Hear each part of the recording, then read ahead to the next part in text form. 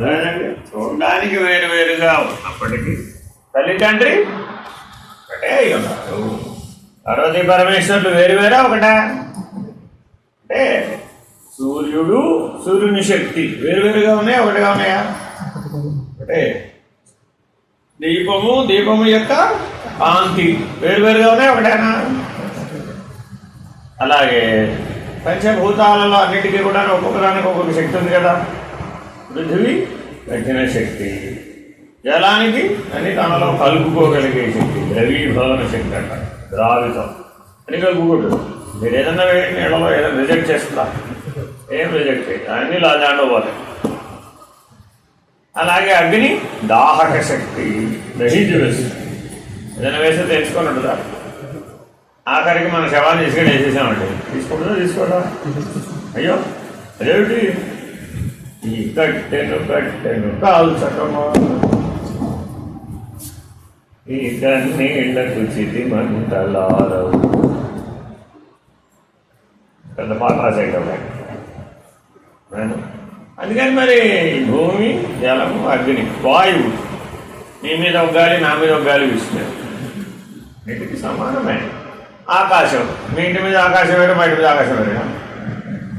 అది మరి పంచభూతాలు అందరికీ సమానమైనా కాదా? పాంచభౌతిక దేహం, ఆ పంచభూతాల నుంచే కదా ఈ శరీరం వచ్చింది. శరీరం చూసినా ఆ రోజు చెప్పు లేదు. రేపు పొద్దున ఈ శరీరం వదిలేస్తే ఇది కూడా మళ్ళీ ఆ పంచభూతాల్లో కలిసిపోవడమే. ఎందులో వచ్చింది అందులోకి వెళ్ళు. మట్టితో ఒక బొమ్మ తయారు చేసావమ్మా. అదే అంటే మరి నీళ్ళు ఉండాలా, నిప్పు ఉండాలా, బొమ్మ ఉండాలా, కాల్చాలా, మన బొమ్మ గట్టిగా అవ్వాలా, తర్వాత పెయింట్ వేయాలా, అంతా చేసినాకే ఆహా ఎంత బాగుందో అన్నావు. పగలేస్తే అలా ఎందులో వచ్చింది అందులోకి ఇక అంతే. ఇప్పుడు ఈ బొమ్మ నువ్వా, బొమ్మ తయారు చేసేవాడు? ఈ ప్రశ్న. బొమ్మలు చూస్తే వేరువేరుగా ఉన్నాయి, అవునా కదా? మళ్ళా బొమ్మలు వేరువేరుగా ఉన్నాయి లేదా? ఇప్పుడు బొమ్మేనా? అమ్మగా బొమ్మగా అమ్మవి తయారు చేస్తున్నావు ఒక బొమ్మని. అయిందా? అడెవరు ఇప్పుడు? అమ్మ బొమ్మను తయారు చేస్తుంది. బ్రహ్మ తయారు చేసేవాడెవరు? బ్రహ్మ. సృష్టి కారణమైన సృష్టికర్త ఎవరు? బ్రహ్మ. ఆవిడెవరయ్యా? బ్రహ్మ. అమ్మగారయ్యా బాబు ఇప్పుడు ఆవిడ బ్రహ్మ తయారు చేస్తుంది. ఇప్పుడు ఓ జీవి తయారు చేస్తుంది 9 నెలలు కష్టపడి, అంతే కదా? లేకపోతే ఈ 9 నెలల కష్టాన్ని ఒక ఫలిత రూపంలో చూస్తుంది. అమ్మాయి ఎవరో అంతేనా కదా? మరి ఇప్పుడు సృష్టించకపోతే ఆవిడ సహాయం చేయకపోతే వాడు వస్తాడా రేపొద్దున? వాడుగా ఒక పాంచభౌతిక దేహంలో నుంచి మరొక పాంచభౌతిక దేహం ఉత్పన్నమవుతోంది, సృష్టించబడుతోంది, అంతేనా కదా? కానీ ఈవిడ లేకుండానే సృష్టించబడుతుందా? లేదు. ఈవిడలో చైతన్యం ఉండాలి. ఈ చైతన్యం ఆ చైతన్యానికి సహాయం చేయాలి. గర్భస్థ శిశువులో చైతన్యం లేదా? ఉంది కదా. ఇప్పుడు ఈ చైతన్యం ఆ చైతన్యాన్ని కలిసి పోషిస్తుంది, అంతేనా కదా? అందుకే లోపల ఉన్న శిశువుకి గరజాలు చుట్టుందంటారా లేదంట? నువ్వే డిసైడర్ బాడా, నువ్వేనా డిసైడ్ చేస్తావు? నీ వల్ల కాదు. వాడి గరజాలు చుట్టూ ఉండాలా వద్దో చెప్పడా? నువ్వెవరు? వాడు డిసైడర్. అదేంటండి, పుట్టిన తర్వాత ఆ పిల్లవాడు 3 అడుగులు ఉండాలా 6 అడుగులు ఉండాలా? నువ్వు డిసైడర్ వాడా? నువ్వు కదా బ్రహ్మ సృష్టించింది. నిమిత్త మాత్రాలు. ఏమిటి ఇప్పుడు పాత్ర? నిమిత్త మాత్రాలు. అంతవరకే. ఎవరెలా లోపల పిల్లవాడు నల్లగా ఉన్నా, జలగా ఉన్నా, గజాల చుట్టూ ఉన్నా, పంకిల చుట్టూ లేకపోయినా, 3 అడుగులు పొడిగే పెరిగినా 6 అడుగులు పొడిగే పెరిగినా, ఇవిడంతా ఈవిడ చేతిలో ఏది లేదు అక్కడ. కానీ ఈవిడ బ్రహ్మమే. ఎందుకని? ఈవిడ సహాయం లేకుండా ఆ సృష్టి జరగదు, అంతేనా కాదు? ఇప్పుడు వీడిద్దరా ఒకట? ఇద్దరు ఒకట. ఆవిడ లోపల కూడా కంప్యూటర్ కదా. ఇద్దరా ఒకటే? ఇద్దరా ఒకటే? ఇద్దరుగా కనబడుతున్నా ఒకటి, ఇద్దరుగా కనబడుతున్నా ఒకటే, అంతే. వేరువేరుగా లేరు కదా, కానీ వేరుగానే ఉన్నారు. ఆలోచించు, అవునా కదా? నువ్వు నిద్రపోయేటప్పుడు వాడిని నిద్రపోడు, వాడిని నిద్రపోయినప్పుడు నువ్వు నిద్రపోవు. మరి ఎలాగా? అలా ఉంటేనే సృష్టి,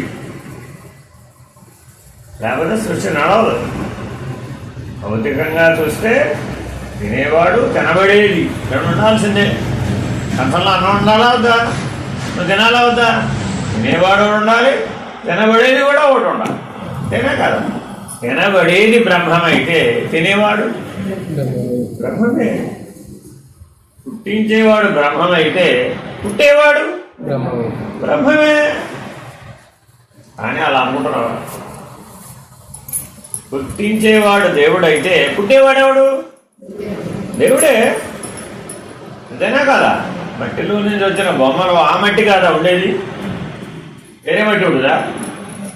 ఏదైతే ఆధారమో దాని నుంచి వచ్చిన ఆధేయం కూడా దాని లక్షణాలే కలిగి ఉంటాయి, అంతేనా కదా? అలాగే ఇప్పుడు ఈవిడకున్న లక్షణాలు రేపొద్దున వీడ పిల్లవాడికి ఉండవా? ఉంటాయి. మీ పిల్లలు మీరు మీ అమ్మ లక్షణాలు లేవా? మీలో మీ పిల్లల్లో మీ లక్షణాలు లేవా? ఉన్నాయి కదా. మరి మీ అమ్మ దేవుడు అయితే మీరు కూడా ఏమై ఉండాలి? మీ అమ్మ బ్రహ్మం అయితే మీరు కూడా ఏమై ఉండాలి? కానీ మనం ఏమనుకుంటాం? నేను సుబ్బారావు, నేను వెంకట్రావు, నేను పుల్లారావు, ఈ పేరేడు, నేను కిరణ్మయి ఏదో నాకు తెలియదు అనుకుంటున్నావా లేదా? నేను దేవుడు అనుకున్నావా? పోయింది, ఆ తెలివి పోయింది. నేనేమిటి దేవుడేమిటి ఒప్పుకోవడానికి సులభంగా ఉందా కష్టంగా ఉందా? కష్టంగానే ఉంది కదా. ఎందుకని? శరీరం నేను అనుకోవడం చాలా సులభం, శరీరం నేను అనుకోవడం చాలా సులభం. బొమ్మ నేను అనుకోవడం చాలా సులభం. అమ్మ నేను అనుకోవడం అది కూడా పర్వాలా. ఎందుకంటే రేపు పిల్లాడిని కంటుదేవిడా ఎవరమ్మా నుండి పిల్లాడా నేనేనండి మా అబ్బాయి అన్నాడు. అప్పుడు బొమ్మ నుంచి అమ్మకు వచ్చిందా రాలేదా? కానీ ఏమమ్మా ఈ అబ్బాయిని కన్నది నువ్వే అయితే మరి నువ్వు బ్రహ్మమై ఉండాలి కదా అన్నాను అనుకోండి. నేను బ్రహ్మమయ్యేటండి బాబు ఒప్పు. ఎందుకని? అలా భావించలేదు కాబట్టి, అలా గుర్తించలేదు కాబట్టి. జాగ్రత్తగా గమనిస్తే సృష్టి అయినటువంటి ఈ బ్రహ్మాండం, ఈ సృష్టికి సాక్షి అయినటువంటి బ్రహ్మము, ఈ రెండు ఒకటా వేరు వేరే? ఇప్పుడు అంటే లక్షణాలు ఒకటే. ఎలాగా? తల్లికి తల్లి నుంచి వచ్చినటువంటి పిల్లకి ఏ రకమైన లక్షణం ఉందో అలాగే బ్రహ్మమునకు బ్రహ్మాండానికి మధ్య సారూప్యమే ఉన్నది, సామ్యమే ఉన్నది, కానీ విరోధం లేదు. చాలా జాగ్రత్తగా ఆలోచిస్తే ఈ రెండింటిలో సామ్యాన్ని అంటే పోలికని, మన జీవితం అంతా బుద్ధి ఎలా పనిచేస్తుంది? Compare and contrast. ఏంటంటే మన బుద్ధి పనిచేసే విధానం కంపేర్, కాంట్రాస్ట్. మూడో సి చెప్పండి. Compare, contrast. నెక్స్ట్ ఇంగ్లీష్ బాగా తెలిసిన వాడు. Compare, contrast. నెక్స్ట్ అందరికి ఇంగ్లీష్ బాగా వచ్చు కదా, చిన్నప్పుడు ఇంగ్లీష్ మీడియం కదా, ఏది తెలుగు పనిచేయాలి కదా. మరి కంపేర్, కాంట్రాస్ట్, కాంకర్. మూడోసి ఏంటి? కాంకర్ అంటే అర్థం ఏంటి? దాన్ని స్వాధీనపరచుకోవాలి. ఈ కాంకర్డ్ ఇండియా అంటే అర్థం ఏంటి? ఇండియా మొత్తం జేబులు వేసుకున్నాడనే ఏం చేశాడని? దేశాన్ని స్వాధీనపరుచుకున్నాడు.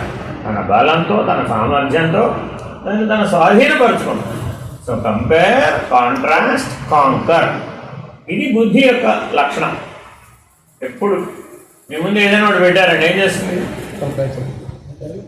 తిన్న వాటిలో, కోపం తిన్న వాటిలో ఎక్కడైనా ఉందే? తెల్లగా ఉన్న వస్తువులు, ఎర్రగా ఉన్న వస్తువులు, నల్లగా ఉన్న వస్తువులు, పచ్చగా ఉన్న వస్తువులు. ముందు కంపేర్, తర్వాత కాంట్రాస్ట్. తింటే బాగుంటుందంటావా, బాగోదంటావా, సుఖంగా ఉంటుందంటావా, దుఃఖంగా ఉంటుందంటావా, ఎక్కువగా ఉందంటావా, తక్కువగా ఉందంటావా? That's all.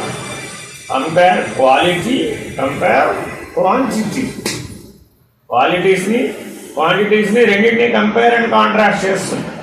చేసిన తర్వాత ఏమైపోయింది, ఏదో నిర్ణయానికి వస్తున్నారు అలా, అప్పుడు దాన్ని అమల్లో పెట్టిస్తుంది. అమల్లో పెట్టినాక ఏం చేయాలి, మీ స్వాధీనం అయ్యేటట్టుగా. అందుకే మీరు అందరూ కూడా మీ భర్తలతో కంపేర్ చేసుకుంటూ ఉంటారు. ఎవరితో కంపేర్ చేస్తుంటారు? భర్త గారు భార్య గారితో, భార్య గారు భర్త గారు. వేరే పని పడలేదు చూడండి, పొద్దుంటే కంపేర్ కాంట్రాస్ట్, తర్వాత ఏం చేస్తారు? కాంకర్. వాడిని నా స్వాధీనంలో పెట్టుకోవాలి, ఈవ్ ట్రై చేస్తుంటుంది. ఆవిడ నా స్వాధీనంలో పెట్టుకోవాలి, ఆయన ట్రై చేస్తారు. ఇదంతా ఎవరి పని? ఇప్పుడు మీలో ఉన్న బుద్ధి పని. అంతేనండి. కానీ మీరు బుద్ధేనా?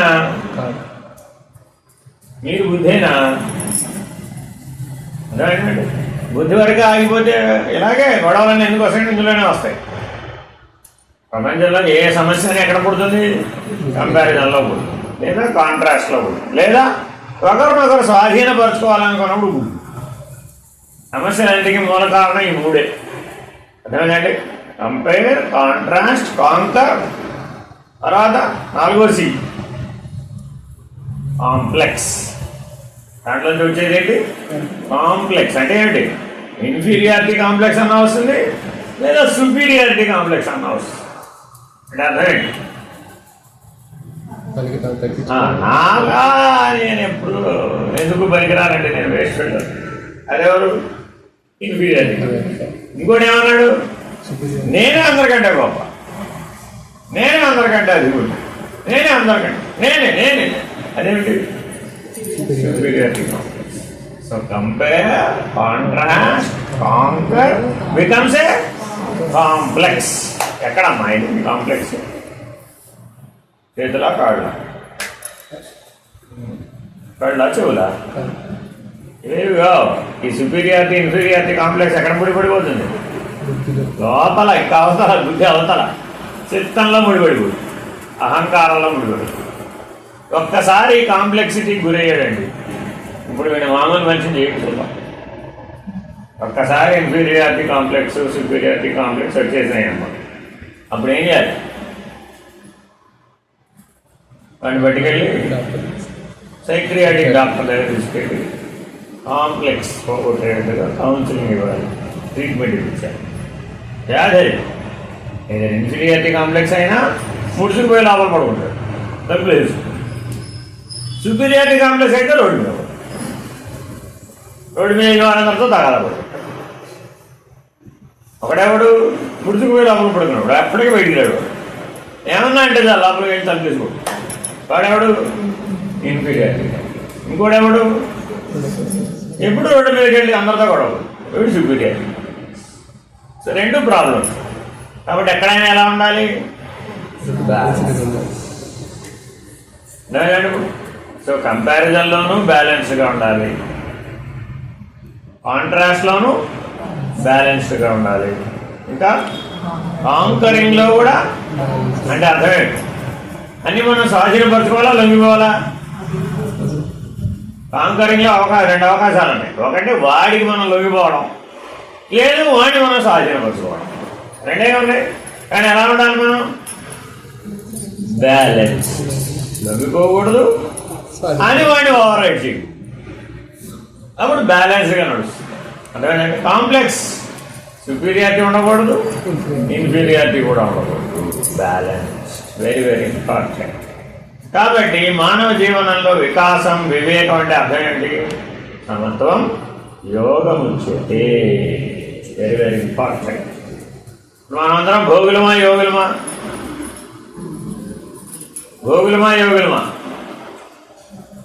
హలో, భోగులా యోగులా? ఏమిటి భోగులంటే? ఇంబ్యాలెన్స్డ్. భోగులంటే ఎవరు? ఇంబ్యాలెన్స్. నచ్చిందే తింటాడు అంతే. చూడండి, మనం భోజనం చేసేప్పుడు ఏం చేస్తున్నాం? మీద 2-3 వండుతుంది కదా, పప్పు కూర పచ్చడి చారు వండుతుందా లేదా?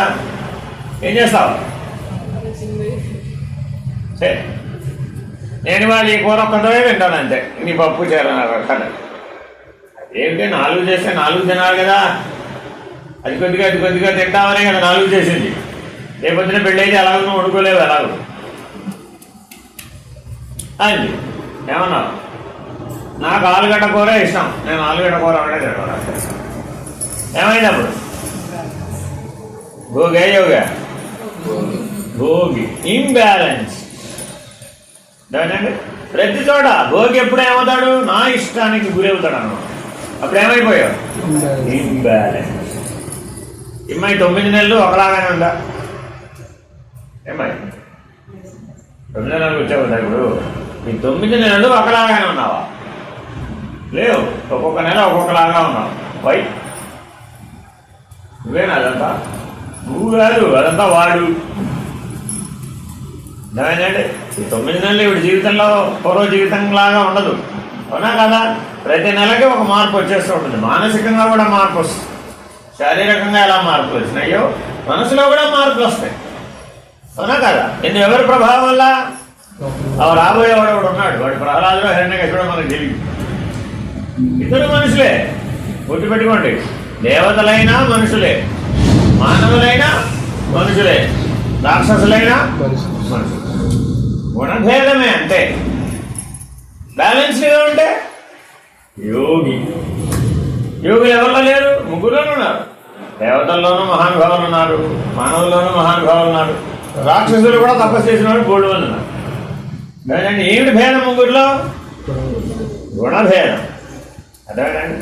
కాబట్టి చాలా జాగ్రత్తగా భోగ యోగ అనే నిర్ణయాన్ని మనం పొందాలి. ఇంబ్యాలెన్స్ గురయ్యామంటే అప్పుడు ఏమైపోయింది? భోగి. గుణ సమత్వం ఎప్పుడైతే వచ్చేస్తుందో అప్పుడే మనం గుణాతీత స్థితిని సాధించగలం. గుణ సమత్వం రాకుండా గుణాతీత స్థితిని సాధించాలి. శాంతంగా ఉంటే బాగుంటుంది అంటావా? కొద్దిగా స్పీడ్గా ఉంటే బాగుంటుంది అంటావా? ఫాస్ట్గా వెళ్ళి కొట్టేస్తే బాగుంటుంది అంటావా? ఎలాగా? 3 ఎలా కలుపుతామండి? పాలున్నాయమ్మా, పాలు బెటర్ అంటావా? పెరుగుందమ్మా, పెరుగు బెటర్ అంటావా? నెయ్యి బెటర్ అంటావా?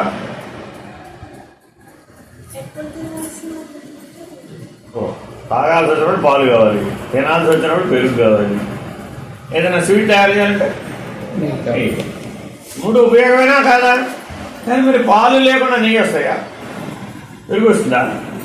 కాదు కదా, అంతేనా కదా? కాబట్టి 3 గుణాలు మనకు అవసరమా కదా? పాలు ఇప్పుడు ఈ సైజులో తాగేసాం కదా, కాఫీ తాగేసామా? ఈ సైజులో నెయ్యి ఇచ్చేసినట్టు తాగేసి మరి కుదరదా? ఎందుకని? ఈ సైజు నెయ్యి అంటే ఎంత పాలు ఉన్నాయి నేను వెనకాల? ఎన్ని పాలు తాగినట్టు ఈ సైజు నెయ్యి తాగితే 10 లీటర్లు కావాలి. 10 లీటర్లు తోడు పెట్టాలి, దాని మీద వెన తీయాలి, చిలకాలి, మజ్జిగ తీయాలి, వెన తీయాలి, వెన నెయ్యి కాయాలి. ఈ సైజు రావాలంటే ఈ సైజు పాలు తాగమంటే తాగలరు, కానీ ఈ సైజు గ్లాస్ మీరు నెయ్యి తాగమన్నారండి. జీవితంలో ఎప్పటికైనా ట్రై చేసి చూద్దాం. ఇంపాసిబుల్. ఎందుకని? అసలు తాగలేదు, గొంతు దిగదండి, ఇక్కడే పట్టేస్తుంది. 1 చెంచా, 2 చెంచాలు, 3 చెంచాలు, 4 చెంచాలు, 5 చెంచాలు, 6 చెంచాల వరకు కూడా తినగలుగుతారు. అంతకుమించి తినలేరు. అంతకుమించి నెయ్యి ఎక్కువ అయితే మీరు అసలు తినలేరు. ఎందువల్ల అంటావు? ఎవరు ఆపేస్తున్నారు? గొంతు దగ్గర తక్కువని పట్టుకుంటుంది, మింగలేడుగా. అబ్బో నా వల్ల కాదంట. చూడండి, ఏదైనా తినలేకపోయినప్పుడు చూడండి మీరు ఏమంటారు? నా వల్ల కాదంట. ఆరోగ్యం తిను. ఏమైనా ఆరోగ్యం ఎన్ని పెట్టారు 9 నెలల్లో, అవునా కదా? ఏం చెప్పినా ఏం చెప్తారు? ముందు ఏం చెప్తారు? Healthy baby, your health heal is health. ప్రపంచంలో ఉన్న పదార్థాలన్నీ ఆవిడిగా పెట్టేస్తాం. 2 గంటలకు ఒకసారి తినేస్తూ ఉంటుంది. తర్వాత తినమంటుంటారు 2 గంటలకు పెట్టుదా. 2 గంటలకు ఒకసారి తింటుంది ఎవరు? ఈవిడ కాదు, ఆ 2 గంటలకు ఒకసారి తింటున్నది లోపల వాడు. కానీ మరి ఈవిడ ద్వారానే వాడు తినాలి, అంతేనా కదా? అదే పిల్లాన్ని కన్న తర్వాత ఈవిడ మామూలుగా మీలాగానే తింటుంది, రోజుకు 2 సార్లు తింటుంది. 2 గంటలకు ఒకసారి తినమంటే మొన్నటిదాకా తినవాదా? 2 గంటలకు ఒకసారి తినంటే నా వల్ల కాదు బాబోయాడు. ఎందుకని? వేరైపోయారు. దాంట్లో వేరైనా పుట్టిన పిల్లవాడు తల్లిని ఎలా గుర్తించాడంట? మీ అమ్మ ఈవిడే నువ్వు ఎలా గుర్తించాడు? ఎవరు చెప్పారా? చిన్నప్పుడు పుట్టంగానే చెప్పారా లేదు? మీ అమ్మమ్మ ఉంటుంది కదా, మీ అమ్మమ్మ నాయనమ్మ ఇగో ఈవిడే మీ తల్లి నేను చెవులో చెప్పాను లేదు? చెప్పలేదా? చెప్ప నీకే తెలుసా? ఎలా తెలుసు నీకు ఈవిడ మీ అమ్మని? అడుగా ఉన్నాడు. ఎలా తెలుసు అంటావు నాకు అని ఈవిడ అడిగిందండి. అప్పుడు ఏం చెప్తారు సమాధానం? నా అంత అయితే నీకు తెలుస్తుందా? నువ్వు కూడా తల్లివైతే కానీ అది బోధపడదు. ఎలాగా? హృదయ స్పందన ద్వారా తెలుసు. తల్లికి పిల్లవాడు ఎవరనేది, పిల్లవాడికి తల్లి ఎవరనేది హృదయ స్పందన ద్వారా తెలుసు. ఆ గర్భస్థ శిశువు ఈవిడ హృదయ స్పందనని గ్రహిస్తూ ఉంటాడు, గమనిస్తూ ఉంటాడు. ఈవిడలో కలిగే ఆవేశాలు, ఈవిడలో కలిగే మార్పులు, ఈవిడలో కలిగేటటువంటి భక్తి, విశ్వాసం, మనలో ఉన్న దైవీ లక్షణాలు, సత్యము, ధర్మము, శాంతి, ప్రేమ, అహింస, కరుణ, త్యాగం, ఇవన్నీ మనలో ఉంటాయా లేవా? సహజంగా ఉంటాయి, ప్రతి ఒక్కరిలోనూ ఉంటాయి. ఆ లక్షణాలతో ఈ లోపల ఉన్న జీవి సంబంధపడతాయి. వాటి ద్వారా గుర్తిస్తాడు. స్పర్శ ద్వారా గుర్తిస్తాడు. ఆవిడ యొక్క హృదయ స్పందన వేగం ద్వారా గుర్తిస్తాడు. ఇంకేమిటి? లక్షణాల ద్వారా గుర్తిస్తాడు. అందుకే పుట్టగానే మొదట ఎవరి దగ్గర తీసుకెళ్తారు? తల్లి దగ్గరికే. వాడు బేరం అంటుంటాడు, అంతేనా కాదు? ఫస్ట్ ఇక ఎవరి దగ్గర పట్టుకెళ్ళాలి? తల్లిగారి దగ్గరికి. తల్లిగారి దగ్గర పట్టుకెళ్ళగానే వాడు పని చేస్తాడు. ఏం చేస్తాడు చెప్పండి? ఒక్కసారి కళ్ళు విప్పకుండా చూస్తాడు ఆవిడ తల్లి వైపు. ప్రథమ దర్శనం అంటారు కదా. అక్కడ ఇంకా కళ్ళు తెరుచుకో అప్పుడే. కానీ వాళ్ళ అమ్మ దగ్గరికి వెళ్ళగానే చూసి చూడకుండా చూస్తాడు. కన్ఫర్మేషన్ వచ్చేసింది, ఇంకా మళ్ళీ కళ్ళు ఇంకా అంతే సార్. 3 రోజుల దాకా వాడు కళ్ళు విప్పడం. మళ్ళా చూడండి, మొదటి 3 రోజులు కళ్ళు విప్పడండి. ఎప్పుడు నిదానంగా విప్పుతుంటాడు, మూసేస్తూ ఉంటాడు. కాబట్టి కళ్ళే తర్వాత పసిగుడ్డురా అంటుంటారు. కానీ వాడి కన్ఫర్మేషన్ ఎలా వచ్చేసింది? మరి వాళ్ళ అమ్మ దగ్గర కూడా హాయిగా ఉంటాడు. చూడండి, ఆ 3 రోజుల పిల్లవాడు కూడా వాళ్ళ అమ్మ దగ్గర పక్కకు తెండి ఏడుస్తాడు. మళ్ళీ వాళ్ళ అమ్మ పక్కన పడుకోబెట్టండి, సైలెంట్గా ఉంటుంది. ఇప్పుడు 3 రోజుల పిల్లవాడికి కూడా తెలుసా తెలీదా?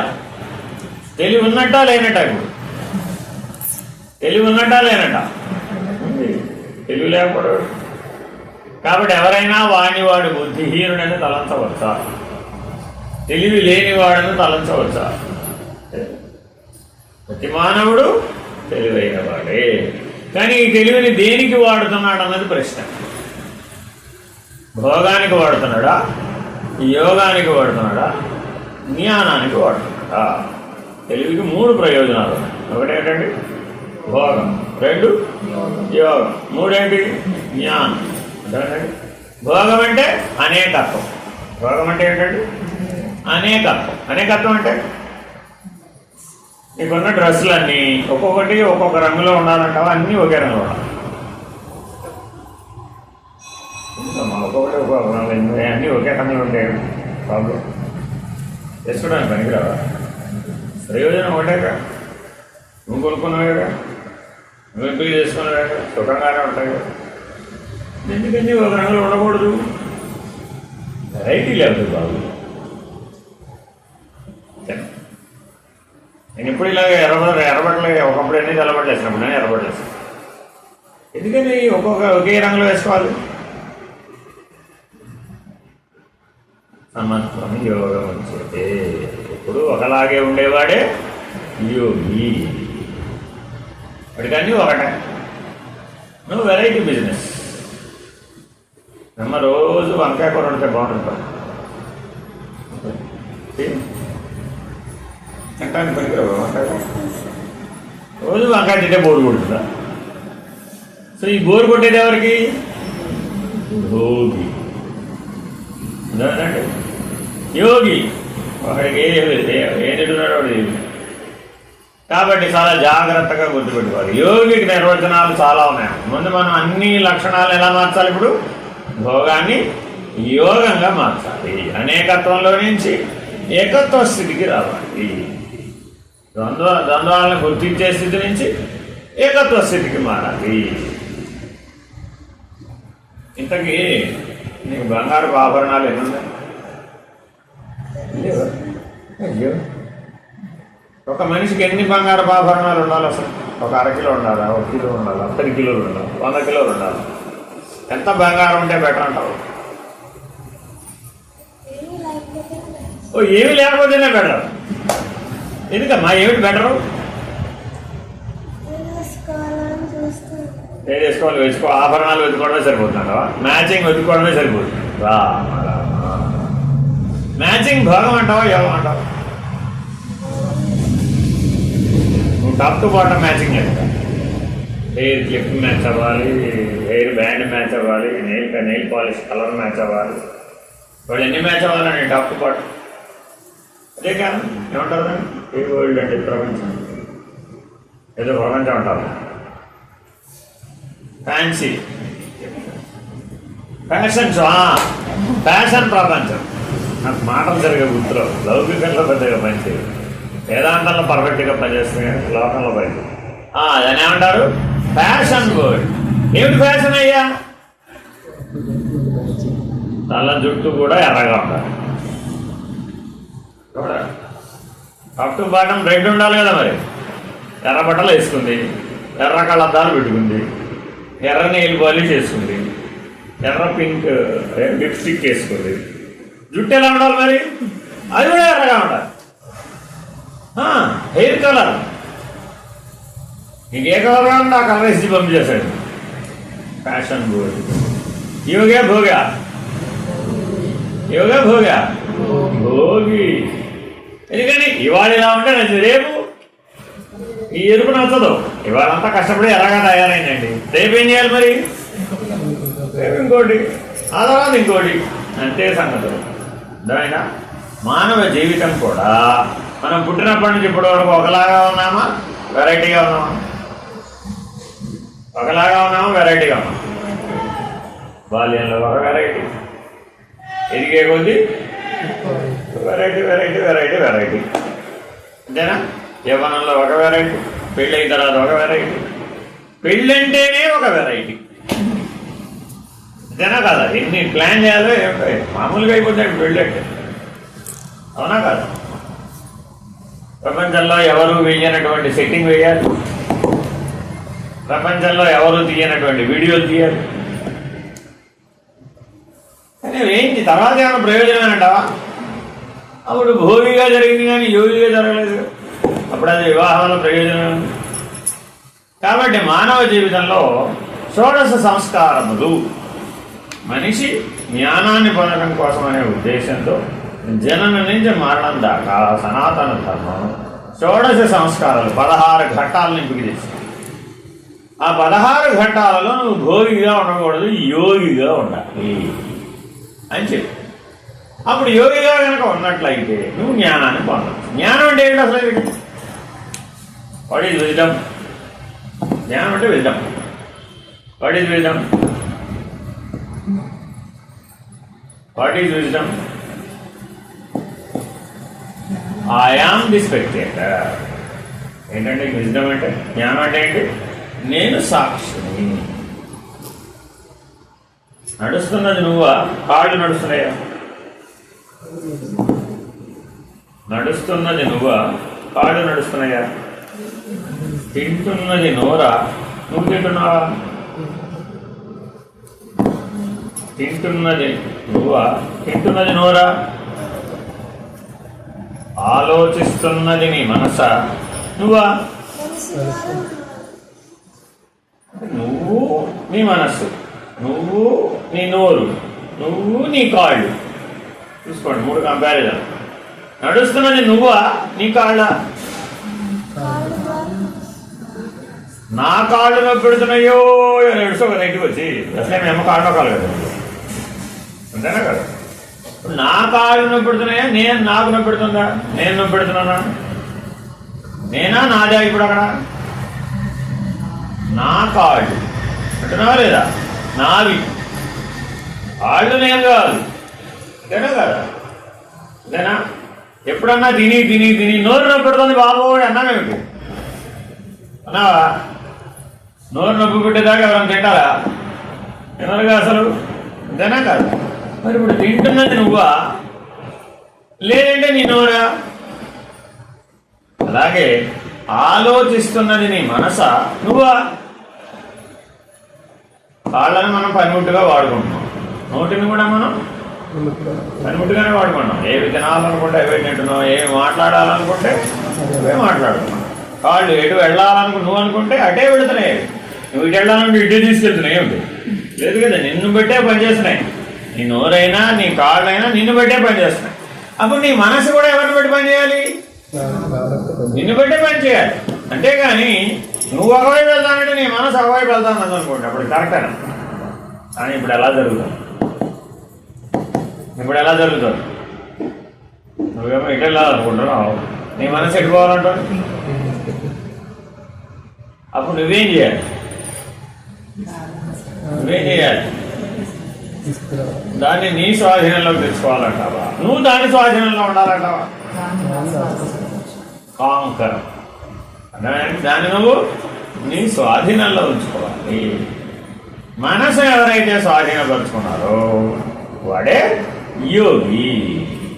మనసు స్వాధీనంలో ఎవడైతే ఉన్నాడో వాడే భోగి.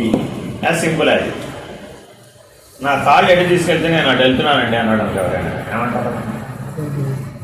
నీకు ఉండాలి కదా తెలివి, కాళ్ళకి కళ్ళు లేవు కదా, అంతేనా కదా? అటుపోయి ఇటుపోయి డామని పడిపోతుంది. పడిపోతే ఇప్పుడు ఎవరికి కదా ఇది? నీకేగా. కష్టం ఎవరికి వచ్చింది? నీకే దుఃఖం ఎవరికి వచ్చింది? ట్రీట్మెంట్ ఎవరికి చేయాలి? నీకా నీ శరీరానికా? నీకా నీ శరీరానికా? కానీ ఏమంటున్నావు? నేనా నాదా? ఇప్పుడు అది నేను వేరే, శరీరం వేరే. కష్టం వచ్చింది, ఎవరు రాలేదు. కాళ్ళు నొప్పులు, బ్యాండేజీలను ఎవరికేసాము? ఇప్పుడు అది నీకేసాము. నీకేసామా నీ కాళ్ళకేసామా? కాళ్ళకి వేసాం. నీకెందుకు వేసాము?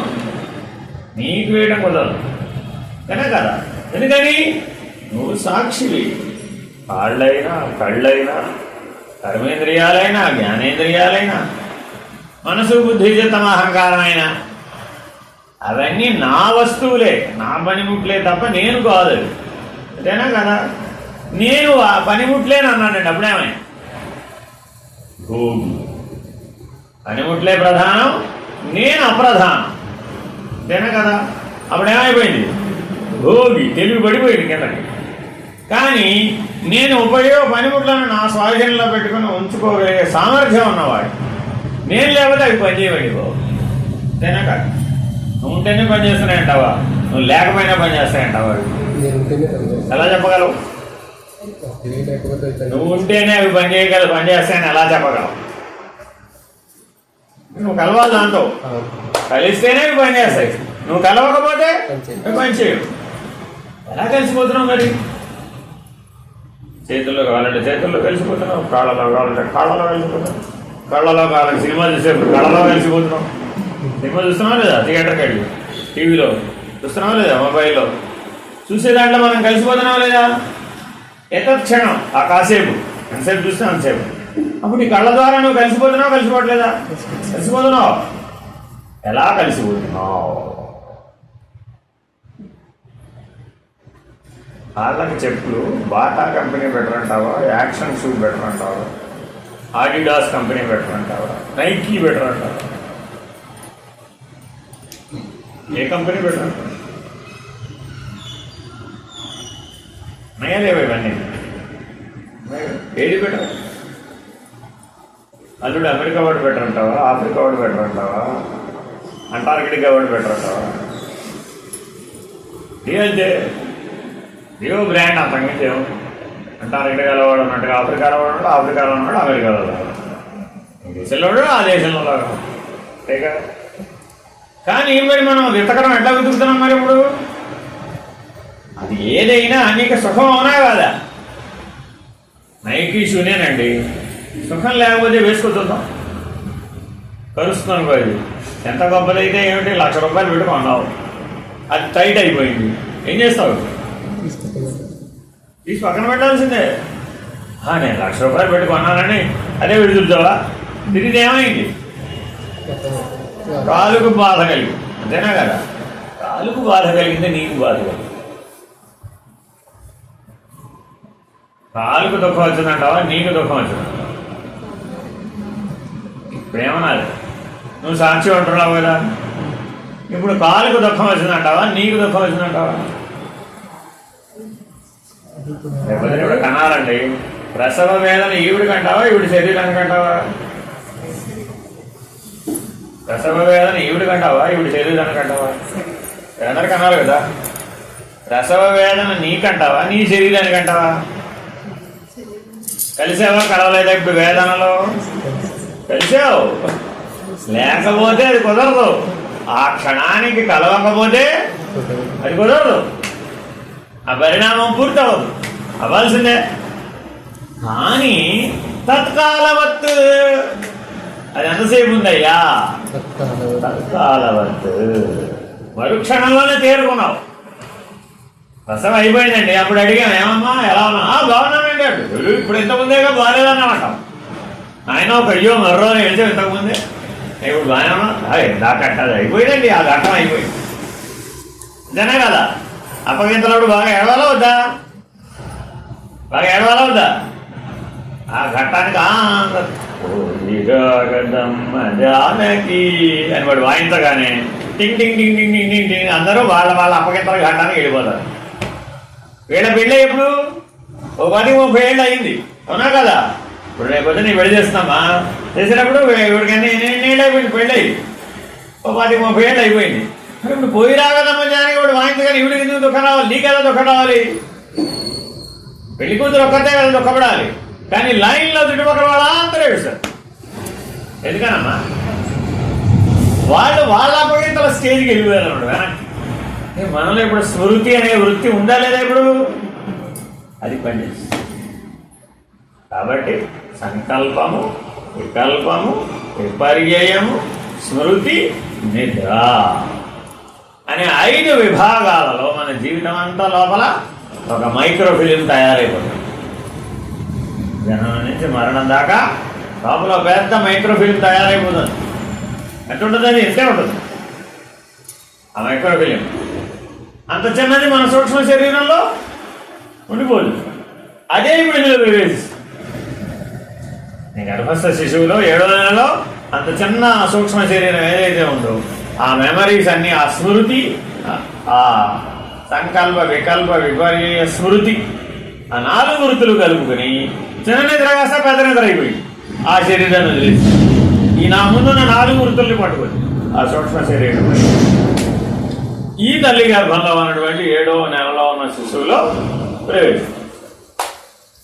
రేపు పొద్దున పుట్టిన తర్వాత ఈ పిల్లవాడు ఏం చేస్తాడంటావు? ఏం చేస్తారంట? ఇంకా పుట్టలేదు, ఇప్పుడు ఏం చెప్తారు? పట్టు, అవునా కదా? నువ్వు ప్రజెంట్ రోజు ఏం చేస్తావు? యాక్టరా, డాక్టరా, ఇంజనీరా? తెలీదా? అయ్యో 8వ క్లాస్కి వచ్చేసావు కదా, మాత్రం తెలియాలి కదా. తెలియదనుంటే అజ్ఞానం, తెలియదంటే మన జీవితం గురించి మనకే రేపేం జరుగుతుందంటే సరిగా చెప్పండి, చెప్పలేం, అవునా కదా? అది ఒక్కటే భగవంతుడు మనకి ఇవ్వాల, అది కూడా ఇచ్చేసి ఉంటేనా పెద్ద ప్రమాదం వచ్చేసి, అంతే కదా? మన ఇష్టం వచ్చిన దాన్ని ఎడాపడా మార్చేసి ఉండేవాడు. మన సంగతి తెలిసే ఆ జ్ఞానాన్ని మనకి ఇవ్వలే. ఏ క్షణానికి ఆ క్షణానికి అనుభవించే జ్ఞానాన్ని ఇచ్చాడు, సాక్షిగా ఉండే జ్ఞానాన్ని. మన దగ్గర ఏ జ్ఞానం ఉందండి? ఇప్పుడు అనుభవించే జ్ఞానం ఒకటి ఉంది, సాక్షిగా ఉండే జ్ఞానం. అనుభవించే జ్ఞానమేమో వ్యవహార జ్ఞానం. అనుభవించే జ్ఞానాన్ని ఏమంటారు? వ్యవహార జ్ఞానం. అది సుఖమైనా దుఃఖమైనా సరే ఆ అనుభవించే జ్ఞానం అంటే ఏంటి? వ్యవహార జ్ఞానం. కానీ అదే సందర్భంలో నువ్వు సాక్షిగా కూడా ఉన్నావు. ఏకకాలంలో అనుభవిస్తున్నావు, రెండో పక్షంలో ఎలా ఉన్నావు? సాక్షిగా కూడా ఉన్నావు. ఆ సాక్షిగా ఉన్నది ఏంటి? స్వరూప జ్ఞానం. సాక్షిగా ఉన్నది స్వరూప జ్ఞానం. అంటే ఉదాహరణ, ఇప్పుడు ఇక్కడ మనం అంతా ఈ వెలుగులో ఉంటేనేగా పాట చెప్పుకుంటాం. ఆ వెలుగు ఏమిటి? సాక్షి. ఈ చెప్పుకోవడం, బాగుందంటాం, ఒకళ్ళకొకళ్ళు అభినందించుకోవడం, ఒకళ్ళొకళ్ళు విమర్శించడం, ప్రశ్నలు వేయడం, సమాధానాలు చెప్పడం, ఇదంతా ఏంటి? వ్యవహారం. ఇప్పుడు ఈ వ్యవహారానికి ఆ సాక్షి అవసరమా కాదా? అవసరమే. సూర్యుడు అనే సాక్షి లేకపోతే ఇక్కడ సృష్టి అనే కార్యక్రమం జరుగుతుందంట బ్రహ్మాండంలో, లేదుగా. కాబట్టి సూర్యుడు సాక్షి, సృష్టి వ్యవహారం, అంతేనా కదా? నువ్వు సాక్షి, నీ జీవితం అంతా వ్యవహారం. నీ జననంతో కొడుకుని మరణం దాకా నీ వ్యవహారమే అదంతా. ఎవరు పుట్టారు? నువ్వే పుట్టావు. ఎవరు పోయారు? నేనే పోతున్నాను. అప్పుడు నువ్వు వ్యవహారం, జీవుడు. వ్యవహారంలో కలిసిపోయేవాడెవడు? జీవుడు. ఆ వెనక స్వరూపంగా సాక్షిగా ఉన్నవాడెవడు? దేవుడు. బహిర్ముఖంలో వ్యవహరిస్తూ ఉంటే నువ్వెవరు? జీవుడు. అంతర్ముఖంలో నువ్వు సాక్షిగా ఉంటే దేవుడు. స్వరూప జ్ఞానంతో కనుక ఉంటే నువ్వే దేవుడు. అర్థమేనాండి? స్వరూప జ్ఞానంలో ఉంటే నువ్వే భగవంతుడు. అదే వ్యవహారంలోకి వచ్చేసావు, అప్పుడేమైపోయింది? జీవుడే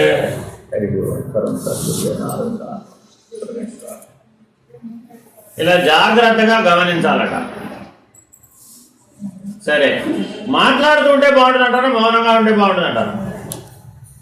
ఏది బాగుంది? మాట్లాడటం బాగుంటుంది అంటారా, మౌనంగా ఉంటే బాగుంటుంది అంటారా? మాట్లాడితే బెటర్ అంటావా, మౌనంగా ఉంటే బెటర్ అంటావా?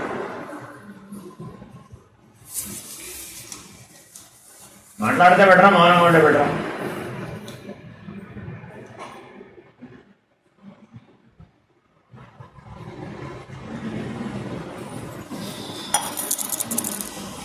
మాట్లాడడం వ్యవహారంలో భాగం. మాట్లాడడం అనేది వ్యవహారంలో భాగం. మౌనం అనేది స్వరూపంలో భాగం.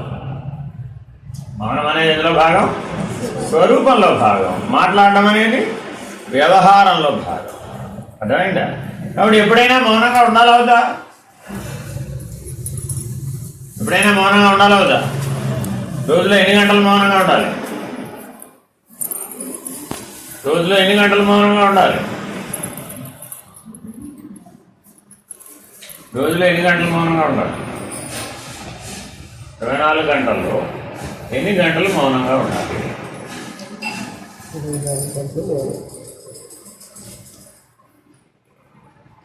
కనీసం 12 గంటలు మౌనంగా ఉండాలి.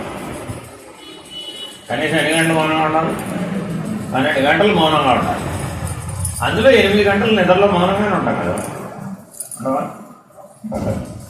మిగిలిన 4 గంటలే కదా. 4 గంటలు కూడా మౌనంగా ఉండే అవకాశం లేదు కదా. లేచిన తర్వాత లేస్తూనే ఏం విప్పుతామండి? మొదట ఏం విప్పాం? కళ్ళు మూసుకున్నది కాస్త తర్వాత ఇంకంతే. మళ్ళా నిద్రపోయేదాకా ఈ కళ్ళు నోరు మూత పడేది. చూడండి, మీరు కావాల్సి వస్తే మూతలు రెండింటికి ఇచ్చాడు భగవంతుడు, అవునా కాదు? కళ్ళకి రెప్పలిచ్చాడు, మనకి పెదవులు ఇచ్చాడు. అంటే వీటిని అవసరమైనప్పుడే వాడాలి. వీటికి ఎందుకు ఇవ్వలేదంటావు? చెవులకు మూతలు ఇచ్చాడా? లేదు. ముక్కుకు మూతలు ఇచ్చాడా? శరీరంలో దేనికి లేదు అండి, రెండింటికే. కళ్ళకి నోరుకు మాత్రమే మూతలు ఇచ్చాడు. ఎందుకనండి? వాటి యందు సంయమనాన్ని పాటించాలి. ఎప్పుడు అవసరమో అప్పుడే వాటిని వాడాలి. మిగిలిన టైంలో వాటిని అవ్యవహారిగా ఉంచాలి. వాటిని ఎప్పుడూ వ్యవహారంలో ఉంచకూడదు. ఎందుకని ఈ రెండే స్వరూప జ్ఞానానికి ప్రధానంగా అడ్డంకి.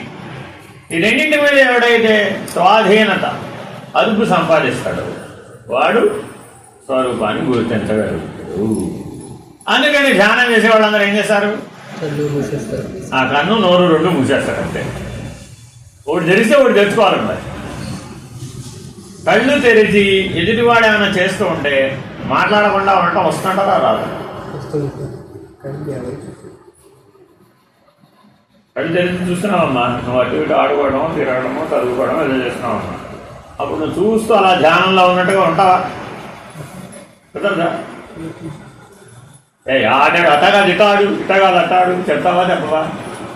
ఎందుకని? కళ్ళ ద్వారా గ్రహించేసావు. యాక్షన్ ఏమో కళ్ళ ద్వారా, రియాక్షన్ ఏమో. కాబట్టి మనలో యాక్షన్ రియాక్షన్ జరుగుతుందా జరగడం లేదా?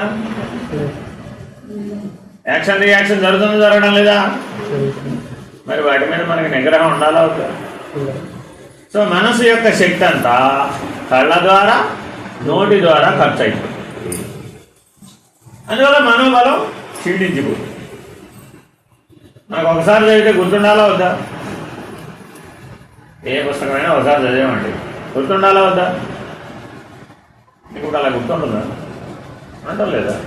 ఎన్నిసార్లు అయితే గుర్తుంటుంది? 5, 10, 20? ఒక కంటెంట్ బట్టి ఉంటుందా?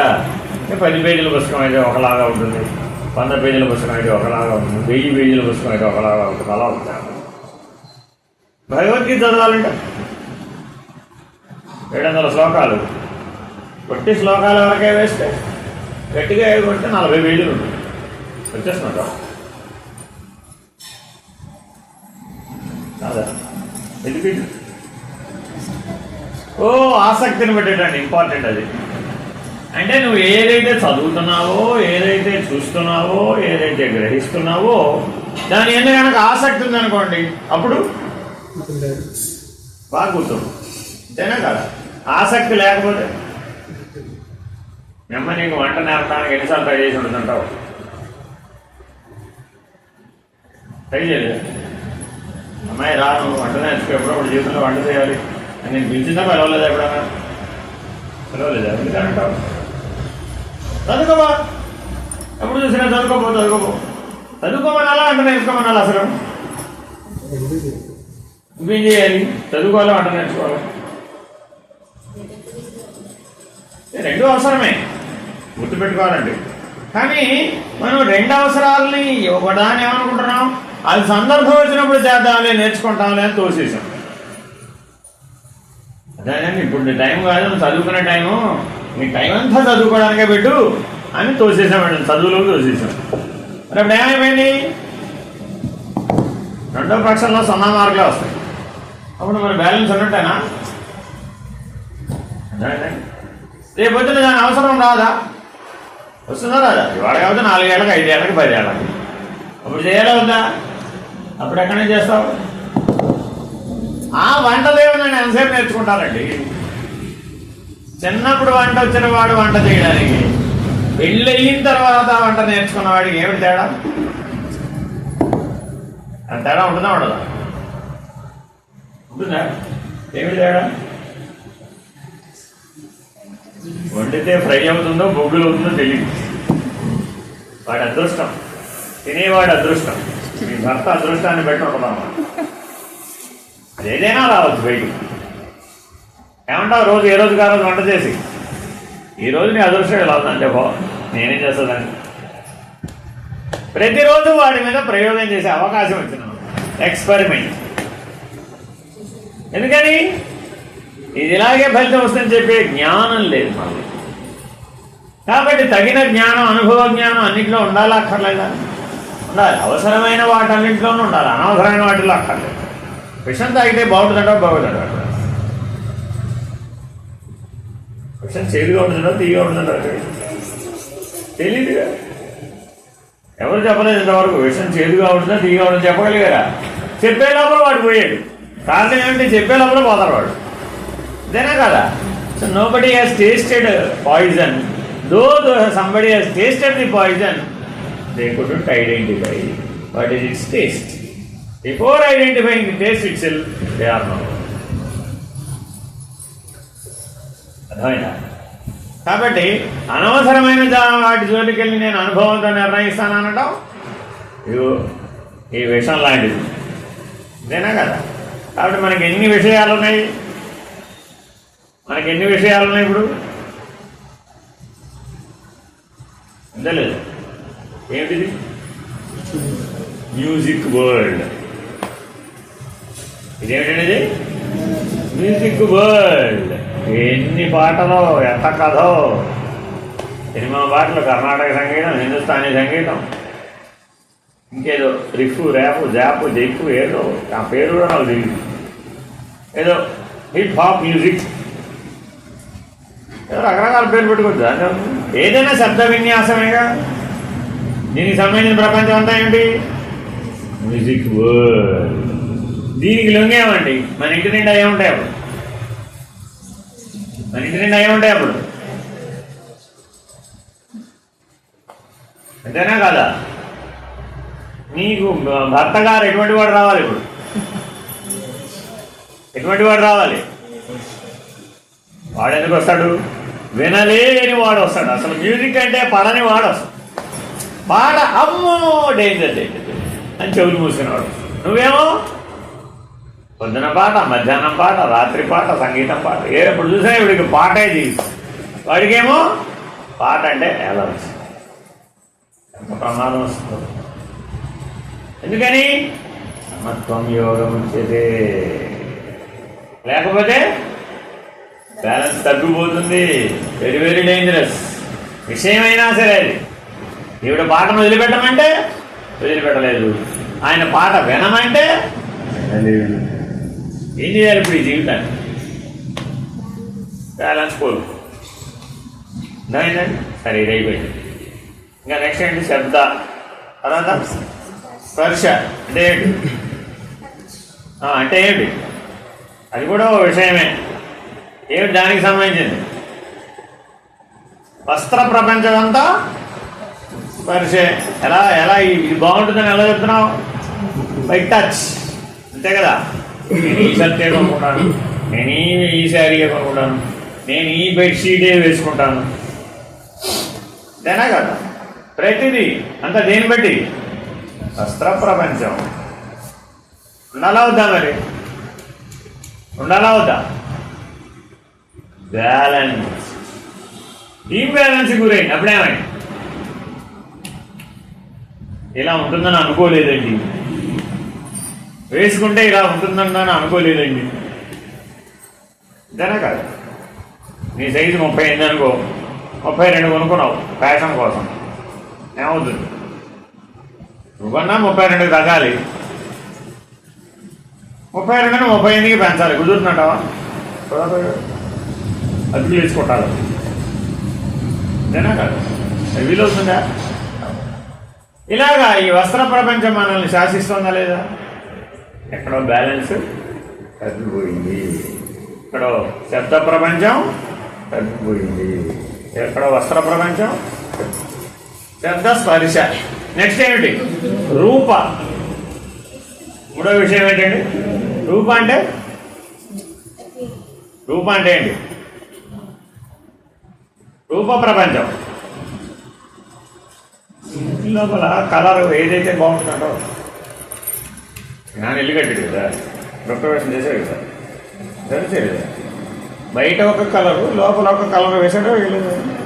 వేసాడు లోపల కలర్ వేసేటప్పుడు నేను అడిగాడు, ఏమ్మాయి ఏ కలర్ వేస్తే బాగుంటుందని అడిగాడు. లేదు, చెప్పావా లేదా? ఆ కలర్ ఎందుకు నచ్చింది నీకు?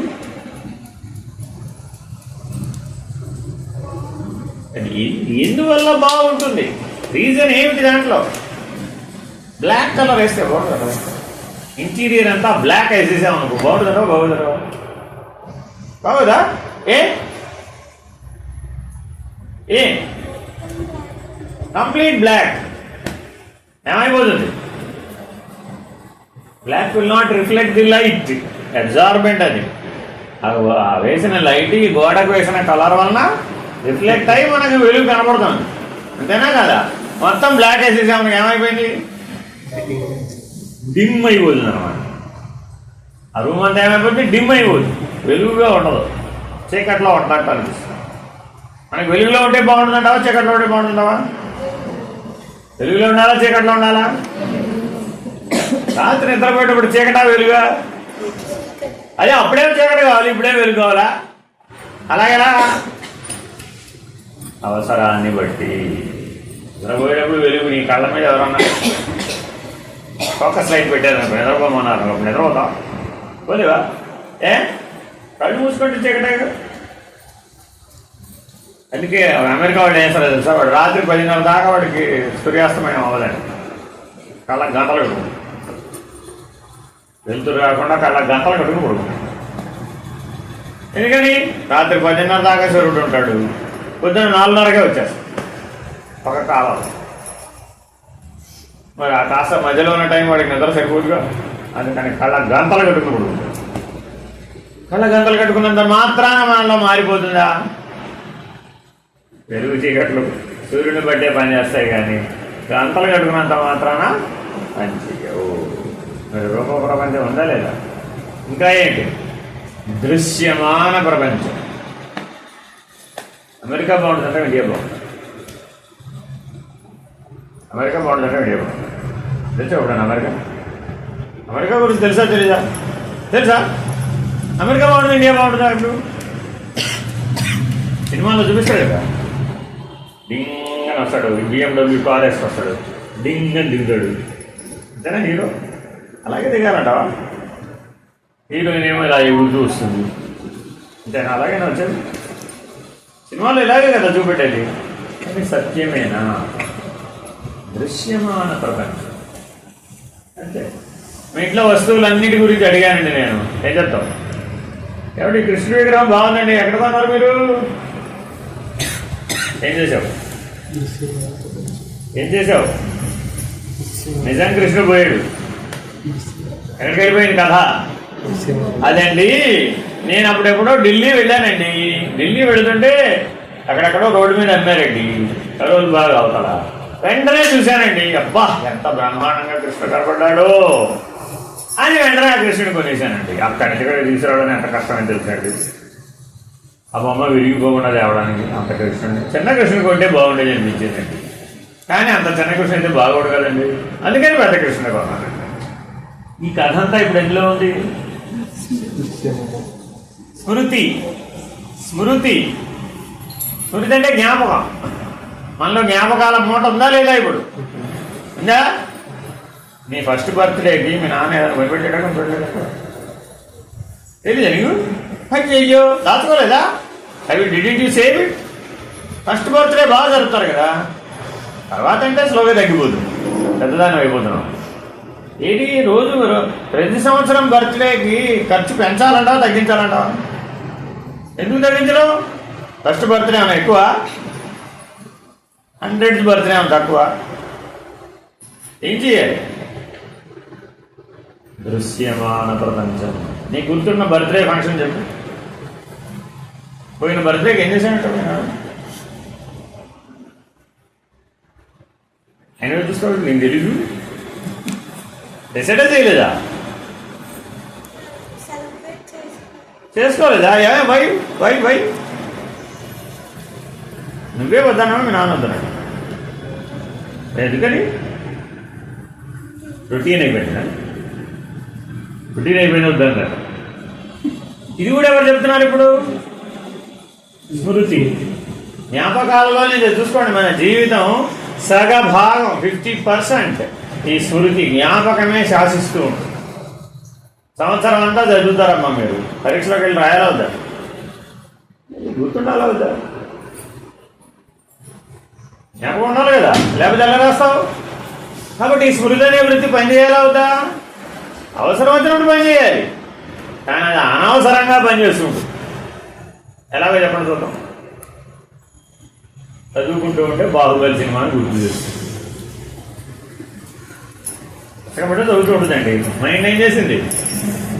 అది తప్ప బాహుబలిని ఎందుకు చంపాడు? అంతేనా కదా? పార్ట్ 1 పార్ట్ 2 మధ్యలో స్క్రీన్ వేస్తాడు, ఏంటనేది తప్ప బాహుబలి ఎందుకు చంపాడు? అంతేనా కదా? నీకన్నా పనే? కానీ మరి అది గుర్తెట్టుకున్నావు, అంతేనా కదా? గుర్తెట్టుకునేటప్పటికి ఏమైంది? స్మృతిలో పడింది. అది ఎప్పుడు గుర్తొచ్చింది? ఎక్కడెక్కడో ఏదో చదువుతున్నాం, ఆఫ్రికాలో ఫలానా దానిలో ఏదో జరుగుతుంది అని ఇక్కడ ఏదో చదువుతున్నామండి. ఇక్కడ ఆఫ్రికాలో ఏదో ఫలానాలో చదువుతుంటే మళ్ళీ కట్టపెద్ద కూర్చుంటుంది మధ్యలో. అవసరం ఉందా? లేదు. కానీ ఈ స్మృతిలో ఉన్నది మెలకువలోనూ కళలోనూ రెండింటిలో కనబడుతుంది. పెద్ద డేంజర్ ఇది. ఈ జ్ఞాపకాలే మాటి మాటికి మన ముందు పాపప్ అవుతూ ఉంటాయి. ఏమిటి నన్ను ఇది ఉంచమంటావా తీసేయమంటావా చెప్పు కొద్దిగా. Please decide. Delete the recycle bin వేసేయమంటావా? షిఫ్ట్ డిలీటా? అవసరం లేదా? అసలు అవసరం లేదా? అయితే షిఫ్ట్ డిలీట్. కొద్దిగా ఇప్పుడు అసలు రేపు కానీ ఎల్లుండి కానీ అవసరం, అప్పుడేం చేయాలి? Recycle bill. ఇట్లా రీసైకిల్ బిల్ నిండిపోతే మళ్ళీ అడుగుతుంది ఏంటి సంగతి తెమ్మంటావా మెయిన్ స్ట్రీమ్లోకి, షిఫ్ట్ డిలీట్ కొట్టదావా, ఏమిటి సంగతి? అదే కళ, అదే ఇలా అందులోంచే పుట్టింది. రీసైకిల్ బిల్ నిండిపోయిందండి, ఇప్పుడు ఏం చేయమంటావు? నన్ను వాడుకుంటావా మానేస్తావా? ఇవాళ వాడతానండి. ఇంతకీ వంకాయ బిర్యానీ బాగుంటుందంటావా, కాకరకాయ బిర్యానీ బాగుంటుందంటావా? రెండు బాగువా?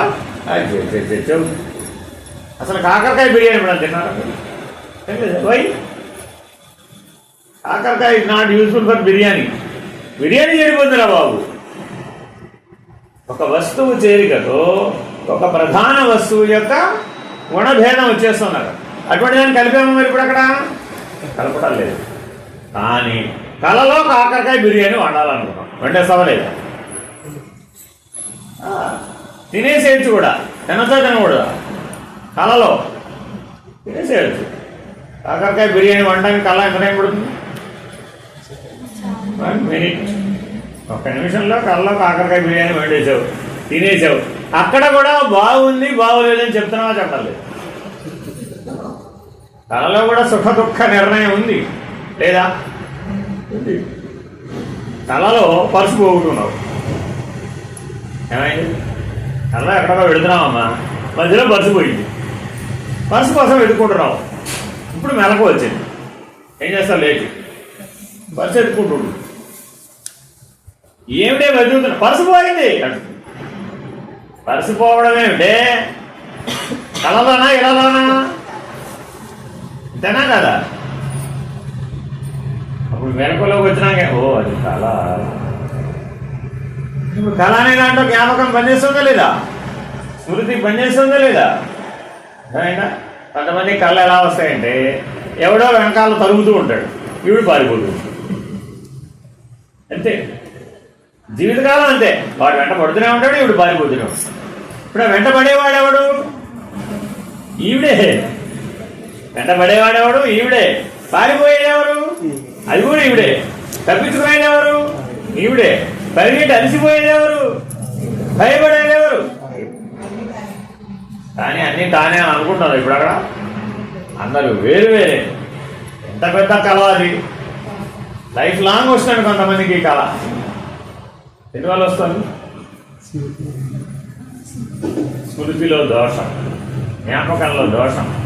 ఎక్కడో ఎప్పుడో ఒక చిన్న సంఘటన స్మృతిలో పడింది, దాన్ని షిఫ్ట్ డిలీట్ కొట్టడం చేత కావట్లా, నో అవసరం లేదని చెప్పడం చేత కావట్లా. ఏమైపోయినప్పుడు అది రిపీటెడ్గా వస్తూ. కొంతమంది ఇలాగే పాములు వస్తాయి కళలో. పాము ఎప్పుడో పడుతూ ఉంటుంది, వీడు పారిపోతుంటాడు. అంతే జీవితకాలం పాము వెంట పడుతున్నాడు, వీడు పారిపోతున్నాడు. ఇది అప్పుడు ఎప్పుడప్పుడు కాటేస్తుంది. ఎక్కడ? కళలో. అదేంటంటే కాబట్టి ఈ స్మృతి అనేది ఎంత బలమైందన్నమాట. దీంట్లోని మానవుడు జ్ఞానం, వికాసం, వివేకంతో బయటికి రావాలి. ఏ సాక్షిత్వం అనే జ్ఞానం ఉందో, ఏ స్వరూపం అనే జ్ఞానం ఉందో దాని వలననే ఈ కళ అనే దాంట్లో మనం బయటికి రాగలుగుతాం. అది చిన్న కళ, ఇది పెద్ద కళ. అనుకూలదంతా ఏంటి? పెద్ద కళ. నిద్రపోతుండగా కానీ కళ చిన్న కళ. దీని రిజెంబ్లెన్స్ అనమాట. అది కొంచెం రాత్రి దాకా 24 గంటలు క్యారమ్ బోర్డు చెస్ ఆడేవనుకో. ఆడతావా? చెస్ ఆడతావా? క్యారమ్ బోర్డు ఆడతావా? క్యారమ్ బోర్డు ఆడతావా? ఎప్పుడన్నా 24 గంటలు ఆడేవా? ఆడితే నిద్రలో కూడా ఏం చేస్తావు ఇప్పుడు? అంటే నిద్రలో కూడా క్యారమ్ బోర్డు ఆడు, కళలో కూడా క్యారమ్ బోర్డు. ఎందుకని? అంతకుముందు రోజు అదే వేసింది కదా. కాబట్టి ఈ పెద్ద కళ, అది చిన్న కళ. Very very important. కానీ మనం ఈ రెండింటికి ప్రాధాన్యత ఇస్తున్నామా, ఇవ్వడం లేదా? ఇస్తున్నాం కదా. ఇచ్చేటప్పటికి ఏమైపోయాం? జీవుడైతే. ఎందుకని ఇది కళలోని వ్యవహారమే, అది కళలోని వ్యవహారమే. కళలోని వ్యవహారానికి ఎవరైనా ప్రాధాన్యత ఇస్తారు కదా. రాత్రి కళలో నీకు ప్రెసిడెంట్ మెడల్ వచ్చిందట, ఢిల్లీ రమ్మన్నారు. వెళ్ళి ఏకంగా దేశంలోనే ఫస్ట్ వచ్చావు కదా 7th క్లాస్లో, అందుకని దేశంలో ఫస్ట్ వచ్చావని నీకు మెడల్ ఇచ్చారు. రాష్ట్రపతి గారు నీ మెడలో గోల్డ్ మెడల్ పెట్టారు. ఎప్పుడు ఇదంతా రాత్రి కళలో అనుకో, కాసేపు సేమ్ అనుకో. మా ఎగ్జాంపుల్ కోసం తెల్లారు లేచావు, అప్పుడు ఏమన్నావు? Where is my gold medal అన్నావు. మీ నాన్న ఏమంటాడు? గోల్డ్ ఏమిటి, మెడల్ ఏమిటి, ఎక్కడున్నావు నువ్వు? మంచం మీద ఉన్నావా, మంచం కింద ఉన్నావా? నేను ఢిల్లీలో ఉన్నాను. Where is my president? ఇదేనా కాదా? ఇప్పుడు ఆ కళలోని వ్యవహారానికి ప్రాధాన్యత ఇచ్చామా ఇప్పుడు? మరి ఏంటి కదా ఏమంటారు అప్పుడు? వెంటనే అమ్మాయి కాస్త మొహమాట కూర్చుకో, ప్రెసిడెంట్ ఎగిరిపోయి ఢిల్లీ ఎగిరిపోయింది, గోల్డ్ మెడల్ కూడా ఎగిరిపోయింది. ఇదేనా కదా? మెలకో బుద్ధిలోకి వచ్చేప్పుడు కలపోయింది. అలాగే ఈ పెద్ద కళలోంచి కూడా మనం సాక్షిగా కనుక మేల్కొన్నట్లయితే అందులో 2 జ్ఞానాలు ఉన్నాయి. ఒకటి వ్యవహార జ్ఞానం, 2 స్వరూప జ్ఞానం. స్వరూప జ్ఞానంలో ఎప్పుడు ఎలా ఉన్నావు? సాక్షి. కళ్ళతో వ్యవహరించిన, కాళ్ళతో వ్యవహరించిన, శరీరంతో వ్యవహరించిన, మనసుతో వ్యవహరించిన, దేంతో వ్యవహరించిన నువ్వెవరు? సాక్షి. ఆ సాక్షి నీ స్వరూపం. అది ప్రకాశం, మారదు. అది సూర్యుడు, మారదు. కానీ మనం వ్యవహారం దృష్ట్యా మారిపోతున్నాం, మారిపోవట్లేదా? మారిపోయి నట్టు కనపడుతున్నాం. అంటే వాస్తవానికి మారడం లేదు, కానీ మారిపోయినట్టు కనపడుతున్నాం అంతే. అంతేనా కదా? చిన్నప్పుడు ఇలాగే ఉన్నావా నువ్వు? లేవా? పెద్దగా మారిపోయావా? అంతా చిన్నప్పుడు ఉన్నట్టే ఉన్నావా? కొంచెం మారేవా? ఎంత మారావు? 10%, 100%? మారే అవకాశం లేదా? ఎంత పర్సెంట్ మారావు? 10% మారుతూ ఉంటావు ఎప్పటికప్పుడు. 90% సేమే. 2 కళ్ళేగా ఉన్నాయి చిన్నప్పుడు, ఇప్పుడు ఎన్ని కళ్ళు వచ్చినాయి అంటావు? అదేంటే మారిపోవాలి కదా. మరి మారిపోయిందా మరి శరీరం అట్లాగా? ఏం మారలేదు కదా. ఈ శరీరమే పొట్టి పొడుగు అంతే, అంతకు మించి. చిన్నప్పుడు అది అనుకున్నావు, ఇప్పుడేమయ్యావు? పొడుగు అంతేనా కదా? లేదా లావు సన్నం. ఆకార భేదమే తప్ప ఉనికిలో భేదం వచ్చిందా? నేనే. ఎవరు చెప్పినా నేనే. బాల్యమైన నేనే, యవ్వనమైన నేనే, అవమానమైన నేనే, వృద్ధాప్యమైన నేనే. కొత్త నేను వస్తున్నా ఎక్కడైనా కాదు కదా. కానీ మనం ఏమంటున్నాం? మా అమ్మాయి పెళ్ళి చాలా బాగా, అత్తవారింటికి వెళ్ళాక మరీ మారిపోయిందండి. అదేమిటో అంతకుముందు రోజు మాట్లాడేది, ఇప్పుడు నెలకోసారి కూడా మాట్లాడటం లేదు. ఏమంటావు? తీరిక లేదు అమ్మాయి ఇక్కడ గొడవ అంటే పనులన్నీ చేసేటప్పుడు తీరికేది ఇక్కడ. ఏదో నెల రోజులు ఎప్పుడో తీరుకున్నప్పుడు మాట్లాడతాలే. ఇప్పుడేమో రోజు మాట్లాడకపోతే గొడవ చేసేది. అమ్మాయి పెళ్ళైన తర్వాత ఏం చేస్తుందండి? రోజు మాట్లాడి రోజు ఫోన్ చేయమాట. నేనే ఫోన్ చేస్తాను నాకు తీరుకున్నప్పుడు. నెల రోజులు ఆగి, నెల తర్వాత 6 నెలలు ఆగి, ఆ తర్వాత సంవత్సరం ఆగి, ఆ తర్వాత ఎప్పుడప్పుడు చేస్తానేమ్మా, దానికి లెక్కే ఉంది. ఇప్పుడేమో రోజు చూడకపోతే ఉండలేను అమ్మాయి. తర్వాత ఆవిడ అమ్మాయినాక చూడండి ఎంత మార్పు వచ్చేసిందో. ఇప్పుడు ఇది వ్యవహార భేదమా, స్వరూప భేదమా? వ్యవహార భేదం, అంతకుమించి ఏమి లేదు. వాళ్ళ పిల్లలు పెద్దవాళ్ళు అయిపోయారండి. వాళ్ళ గొడవ చూడటమే సరిపోయింది. ఇప్పుడు ఆవిడ ఎప్పుడన్నా గుర్తొస్తుందంటావు వాళ్ళమ్మ? రాదు. ఎందుకని ఆవిడే అమ్మ అయిపోయిందిగా. ఆ అమ్మ అన్న స్వరూపం ఈవిడే ధరించేసింది. ఇప్పుడు వాళ్ళ అమ్మ వేరుగా లేదు. ఇక వాళ్ళ అమ్మ ఈవిడ మనసులోకి వచ్చేసింది, బుద్ధిలోకి వచ్చేసింది, హృదయంలోకి వచ్చేసింది. ఆ రానంతసేపే వాళ్ళ అమ్మతో మాట్లాడుతుంది. వచ్చేసిన తర్వాత ఆవిడ స్మరణ స్పృహ ఇక్కడ లేదు. ఎప్పుడన్నా గుర్తొస్తే చేయాల్సిందే తప్ప గుర్తు తెచ్చుకుని చేసే అవకాశం తగ్గింది. అర్థమైందా? తర్వాత వాళ్ళ పిల్లలకు పెళ్లి చేస్తే నువ్వు మీ అమ్మాయికి పెళ్లి చేసావు అనుకోమ్మా, అప్పుడు నువ్వెవరు? అమ్మాయి. మీ అమ్మ ఏమవుతుంది? అమ్మమ్మ. అంతేనా కదా? నువ్వు మీ అమ్మతో మాట్లాడడం కరెక్ట్ అంటావా? నీకు పుట్టే అమ్మాయి వాళ్ళ అమ్మమ్మతో మాట్లాడడం కరెక్ట్ అంటావా? ఇద్దరితో మాట్లాడదు, వాళ్ళ మనవరాలతోనే మాట్లాడదు, నీతో మాట్లాడదు. ఎందుకని? ఇదో పని అయిపోయింది, నీకు నేర్పేది ఏమి లేదు. అక్కడ మనవరాలకి నేర్పడమే సులభం, నీకు నేర్పడం కుదరదు. ఎందుకని? నువ్వు నేర్చుకునే దశ నుంచి నేర్పే దశకి ఎదిగిపోయావు. అది అమ్మాయి అంటే తేడా. అమ్మాయి అంటే నేర్చుకునే దశలో ఉంటుంది, అమ్మ అంటే నేర్పే దశలో ఉంటుంది. ఇప్పుడు మరి స్వరూపం అంటావా వ్యవహారం అంటావా? స్వరూపమా వ్యవహారమా?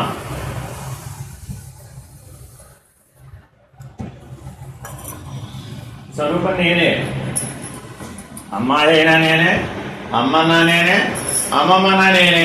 ఆ నేనేం మారదు. మిగిలిందంతా పాత్రోచిత వ్యవహారం. ఏదైనా సరే అదేమిటి? పాత్రోచిత వ్యవహారం అంతే, అంతే తప్ప అది శాశ్వతం కాదు. కాబట్టి ఎప్పుడు పాత్రోచిత వ్యవహారంలో కలిసిపోకూడదు. ఎలాగా?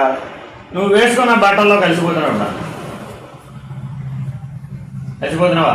తెల్ల బట్టలు కట్టుకున్నప్పుడు తెల్లగా ఉన్నాను, ఎర్ర బట్టలు కట్టుకున్నప్పుడు ఎర్రగా ఉన్నాను, పచ్చ బట్టలు కట్టుకున్నప్పుడు పచ్చగా ఉన్నాను, నీలం బట్టలు కట్టుకుంటే నీలంగా ఉన్నాను అనుకుంటున్నావా?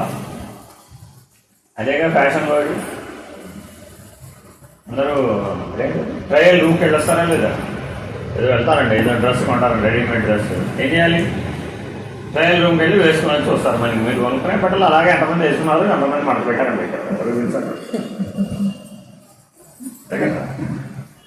మనం ఏం చేస్తే వాళ్ళు అదే చేస్తారు కదా. షూట్ అయ్యిందో లేదో చూసుకోవడానికి ఎప్పటికొక 1000 మంది అయినా దాన్ని వేసుకుని చూసి అక్కడ పెడతారు కదా. ఇప్పుడు ఆ 1000 మంది వేసుకుని చూసినవన్నీ ఆ బట్ట కంటలేదంట. అందుకని పూర్వం రెడీమేడ్ బట్టలు వేసుకునేవాడు. No readymade business. అందులో ట్రయల్ రూమ్ బిజినెస్ అసలు లేదు. పొడుగు టైలర్ దగ్గర కుట్టించుకోవడం, లేదంటే స్ట్రైట్గా కుట్టించుకోకుండా వేసుకోవడం, లేదా సరాసరి కొత్తవి ఎవరు ధరించనటువంటివి మనం వేసుకోవాలి. ఇలా ఎందుకు పెట్టారంటావు? 1000 మంది తీసుకుని అక్కడ పెడితే ఆ వస్త్రం ఎలా ఉంటుందంట? బాగుంటుందంట. బాగుంటుంది. ఎలా తెలుసు నీకు? మరి తెలియదు. వాళ్ళు రెడీమేడ్ డ్రెస్సులు కొనుక్కునే వాళ్ళందరూ ఇలాగే వ్యాధులు పొందేస్తున్నారు. ఎలా వస్తాయి వ్యాధులు అంటే? ఇలాగే వస్తాయి. ఎందుకని? ఆ 1000 మంది వేసుకున్న వాళ్ళలో ఏమున్నాయో వాడికి తెలుసు. బట్టల ద్వారా, వేసుకున్న బట్టల ద్వారా మనకి రకరకాలైన అంటువ్యాధులు. ఏమిటి అంటువ్యాధమ్మా? అంటించుకుంటేనేగా వచ్చింది. సంగత్వం, దాన్ని ఏమంటారు? సంగత్వం, కలిసిపోవడం. మనం కూడా మనం వేసుకున్న పాత్రలలో కలిసిపోయి ఆ పాత్రకున్న లక్షణాలు ఈ స్వరూపానికి తెచ్చేస్తాం. అంటుకుంటున్నాయి. అంటువ్యాధి వలె అంటుకుంటున్నాం. ఎవరో చర్మ వ్యాధి అన్న వాడు బట్టలు వేసుకోవడానికి షాప్కి వచ్చాడమ్మా. వాడు 16 జతలు చూశాడు, అక్కడ పెట్టేసాడు. ఒకటే జత కొనుక్కుంటాడు. 16 జతలు కొంటాడేమిటి? కొనడుగా. మరి 15 జతలకి వాడికి ఉన్న చర్మ వ్యాధి అడుగుతుందా అంటదా? వీడి తర్వాత వెళ్ళిన వాళ్ళందరికీ ఎలా తెలుసు? మరి వీళ్ళకి ఎంతసేపు ఎర్ర బట్టలు బాగున్నాయి, నల్ల బట్టలు బాగున్నాయి, తెల్ల బట్టలు బాగున్నాయి అని చూడటమే సరిపోతుంది. కానీ దాని వెనకాల లక్షణాన్ని పరిశీలించకపోతే వివేకం లేదు కదా, దోషం కదా, ఉతకలేదు కదా. వాటిని ఒకసారి వేసుకుని తీసామంటే ఉతకాలి కదా. మన ఇంట్లో ఒకసారి వేసుకున్న బట్టలు మళ్ళీ వేసుకుంటున్నామా? మరి అదే షాప్లో ఏం జరుగుతుంది? ఏం జరుగుతుంది? వాడు ఎన్నిసార్లు వేసుకున్నాడు పోయాడో వాడికి తెలియదు. అడిగా ఎప్పుడన్నా ఇది నేను ఎవరు ఎన్నిసార్లు పరిశీలించి లోపల పెట్టారయ్యా ట్రయల్ రూమ్కి వెళ్ళి అని అడుగు అని చెప్తాడా? ఎందుకని చెప్తా? నువ్వు అంటాడు జీవిత రహస్యం.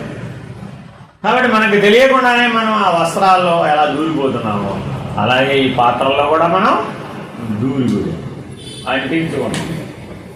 అంటించుకునేప్పుడు ఏమైపోయింది? వ్యవహార జ్ఞానం వచ్చి ఈ స్వరూప జ్ఞానాన్ని ఓవర్ రైట్ చేసి అప్పుడేమైపోయాం భోగుల యోగుల భోగులు.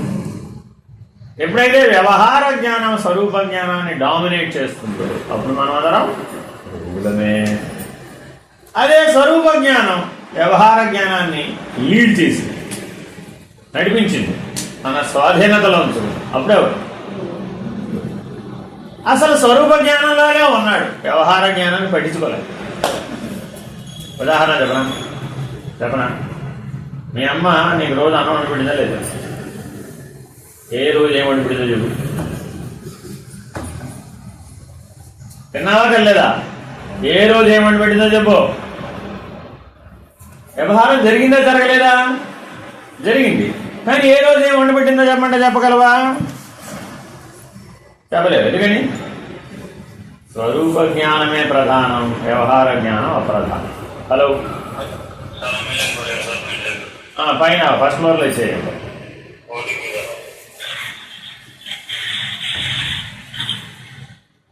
మెసేజ్లో ఓటీపీ వస్తే చెప్పు. అర్థమైనా? చెప్పగలిగేవా అంటే ఏమన్నావు? చెప్పలేను. అప్పుడు నువ్వు లేవా? ఉన్నాను. నేనేనండి బాబు తిన్నది. అక్కడ వండినవన్నీ నేనే తిన్నా. అకోసమే వండింది, నన్ను దృష్టిలో పెట్టుకునే వండింది. కానీ గుర్తుంచుకోవలసిన అవసరాలు వ్యవహార జ్ఞానంలో ఎప్పుడైతే మనం అవసరం లేదంటున్నామో అవేమైపోయినాయి, అప్పుడే షిఫ్ట్ డిలీట్. మళ్ళా కలలాగా రాలా, తిరిగి రాలా, గుర్తెట్టుకోవాలా. నేను చిన్నప్పటి నుంచి మీ అమ్మ వంకాయ ఫ్రై ఎన్నిసార్లు చేసిందంటావు? చెప్పలేదు. అసలు చేసిందా చేయలేదా? కాకరకాయ ఫ్రై చేసినా చేయలేదు, ఆలూ ఫ్రై చేసినా చేయలేదు. ఈనాడికి ఎలా చెప్పగలుగుతున్నా? ఈనాడికి చెప్పలేదు అంటే అవి గుర్తు పెట్టుకున్నావు. మన జీవితం అంతా మనం ఏం చేస్తున్నాం? ఒకటి గమనించడం, రెండోది ఏమిటి? గుర్తించడం. గుర్తిస్తున్నాం. ఇప్పుడు నేను మామూలుగా ఇందాక ఏ రోజు ఏమైందో చెప్పంటే చెప్పలేవు నువ్వు. అప్పుడు ఏం చేసావు? గమనించలేదా? గమనించావు, కానీ వాటిని గుర్తెట్టుకోలేదు. ఒక్కొక్కటి అడిగేది. మీ అమ్మ పనసకాయ బిర్యానీ ఎప్పుడైనా చేసిందా లేదా? అదే నిజాకాయ చేసిందన్నావు కదా. ఆలు ఫ్రై చేసింది, కాకరకాయ ఫ్రై చేసింది, వంకాయ ఫ్రై చేసింది. పనసకాయ బిర్యానీ ఎప్పుడు వండలేదండి బాబు. మా అమ్మకైనా పనసకాయ బిర్యానీ వండడం రాదు. వాళ్ళ అమ్మకి ఏమవుతా ఇప్పుడు కాదు తెలుసండి. వస్తే ఎప్పుడప్పుడు చేసి ఉండేది కదా, చేయలేదు కాబట్టి అమ్మాయి అమ్మకి సర్టిఫికేట్ ఇచ్చేసింది. కరెక్టేనా? ఇన్నేళ్ల జీవితంలో, నా 20 ఏళ్ల జీవితంలో, నా 30 ఏళ్ల జీవితంలో మా అమ్మ ఇప్పుడు పనసకాయ బిర్యానీ వాడలేదు కాబట్టి ఆవిడకి రాదు అంతే. కరెక్టేనా ఈ స్టేట్మెంట్? కరెక్టేనా? అవ్వచ్చు, అవ్వవచ్చు. 50-50 చాయిస్. ఆ సందర్భం వచ్చి ఉండకపోయి ఉండొచ్చు. ఆవిడకి వచ్చిన పనులన్నీ నెరవేర్చడానికి కావాల్సినంత సందర్భం రాకపోయి ఉండొచ్చుగా, అవసరం లేకపోయి ఉండొచ్చుగా. అవసరం అయి ఉంటే చేసి ఉండేదేమో. ఆవిడకి తెలిసిన వంటలన్నీ చెయ్యాలంటే ఇంట్లో వాడు తట్టుకోవద్దు అవునా కాదు? ఆవిడకి తెలిసిన వంటలన్నీ వండేసిందండి, తిని మీరు హాస్పిటల్ పాలైపోతే. అందుకని మీరు హాస్పిటల్ పాలవకుండా ఆరోగ్యంగా ఉండేవే వండుతుంది అమ్మ. ఎప్పుడు ఆవిడకి తెలియదని కాదు, ఏం వండితే మీ పిల్లల ఆరోగ్యం, కుటుంబ ఆరోగ్యం బాగుపడుతుందో అవే వండుతుంది. మిగిలిన ఆవిడకి తెలియమని కాదు, తెలిస్తే వండింది అనుకోండి, అవి తిని మీరు అనారోగ్యం పాలైపోతే అవి వాడవు. అంత మాత్రం ఆవిడకి తెలియదని చెప్పచ్చా? కూడదు కదా. ఇలాగే మన వ్యవహార జ్ఞానంలో, ప్రారబ్ధ కర్మలో, ఈ జన్మలో ఏ అనుభవం మనకు కలిగితే మనం స్వరూప జ్ఞానాన్ని గుర్తించడానికి వీలవుతుందో అవి మాత్రమే అనుభవానికి వస్తాయి. వెనకాల చాలా ఉండొచ్చు, కానీ కొన్నే అనుభవానికి వస్తాయి ఈ జన్మలో. ఎందుకని? ఈ పని అనుభవించి ఆ స్వరూప జ్ఞానాన్ని గుర్తెచ్చుకుంటే సరిపోతుందిగా. అది మర్చిపోయామమ్మా, మర్చిపోయినా ఏం చేయాలి? గుర్తు తెచ్చుకోవాలి. అంతేనా కదా? గుర్తు తెచ్చుకోవాలంటే ఏం చేయాలి? అయితే మేస్టర్ పాఠంలో ఏం చెప్పాడో గుర్తు తెచ్చుకోవాలి, లేదంటే దానికి సంబంధించిన శాస్త్రం చదివి గుర్తు తెచ్చుకోవాలి, లేదంటే దానికి సంబంధించిన నోట్స్ ఏమైనా రాసుకుంటావు కదా, ఆ నోట్స్ చదివైనా గుర్తు తెచ్చుకోవాలి. లేదంటే నీ లోపల గుర్తున్నది ఏమైనా ఉంటే ఆ గుర్తుల నుంచనే తెచ్చుకో. అంటే గుర్తు తెచ్చుకోవడానికి అవకాశాలు వేరే మార్గం. ఇప్పుడు చదివావమ్మా, ఎగ్జామినేషన్కి వెళ్ళావు, మర్చిపోయావు, రాయలేదు, ఇంటికి వచ్చిన తర్వాత ఇది ఎక్కడ ఉందని వెతకాలి. ఇప్పుడు ఎక్కడ వెతకాలి? ఈ 4 మార్గాలే అంతేగా. అయితే మీ మేషాలు చెప్పింది, లేదంటే రాసుకున్న నోట్స్, లేదంటే తత్ సంబంధమైనటువంటి పుస్తకం, శాస్త్రం, లేదా మీ మెమరీలో ఎక్కడో దాక్కొని ఉంటే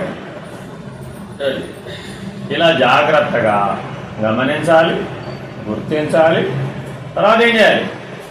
గ్రహించాలి. ఏం చేయాలి? గ్రహించాలి.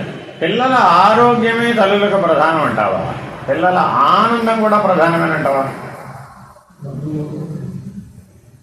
ఏమండి, తల్లులకి పిల్లల ఆరోగ్యమే ప్రధానం అంటావా? పిల్లల ఆనందం కూడా ప్రధానమని అంటావా?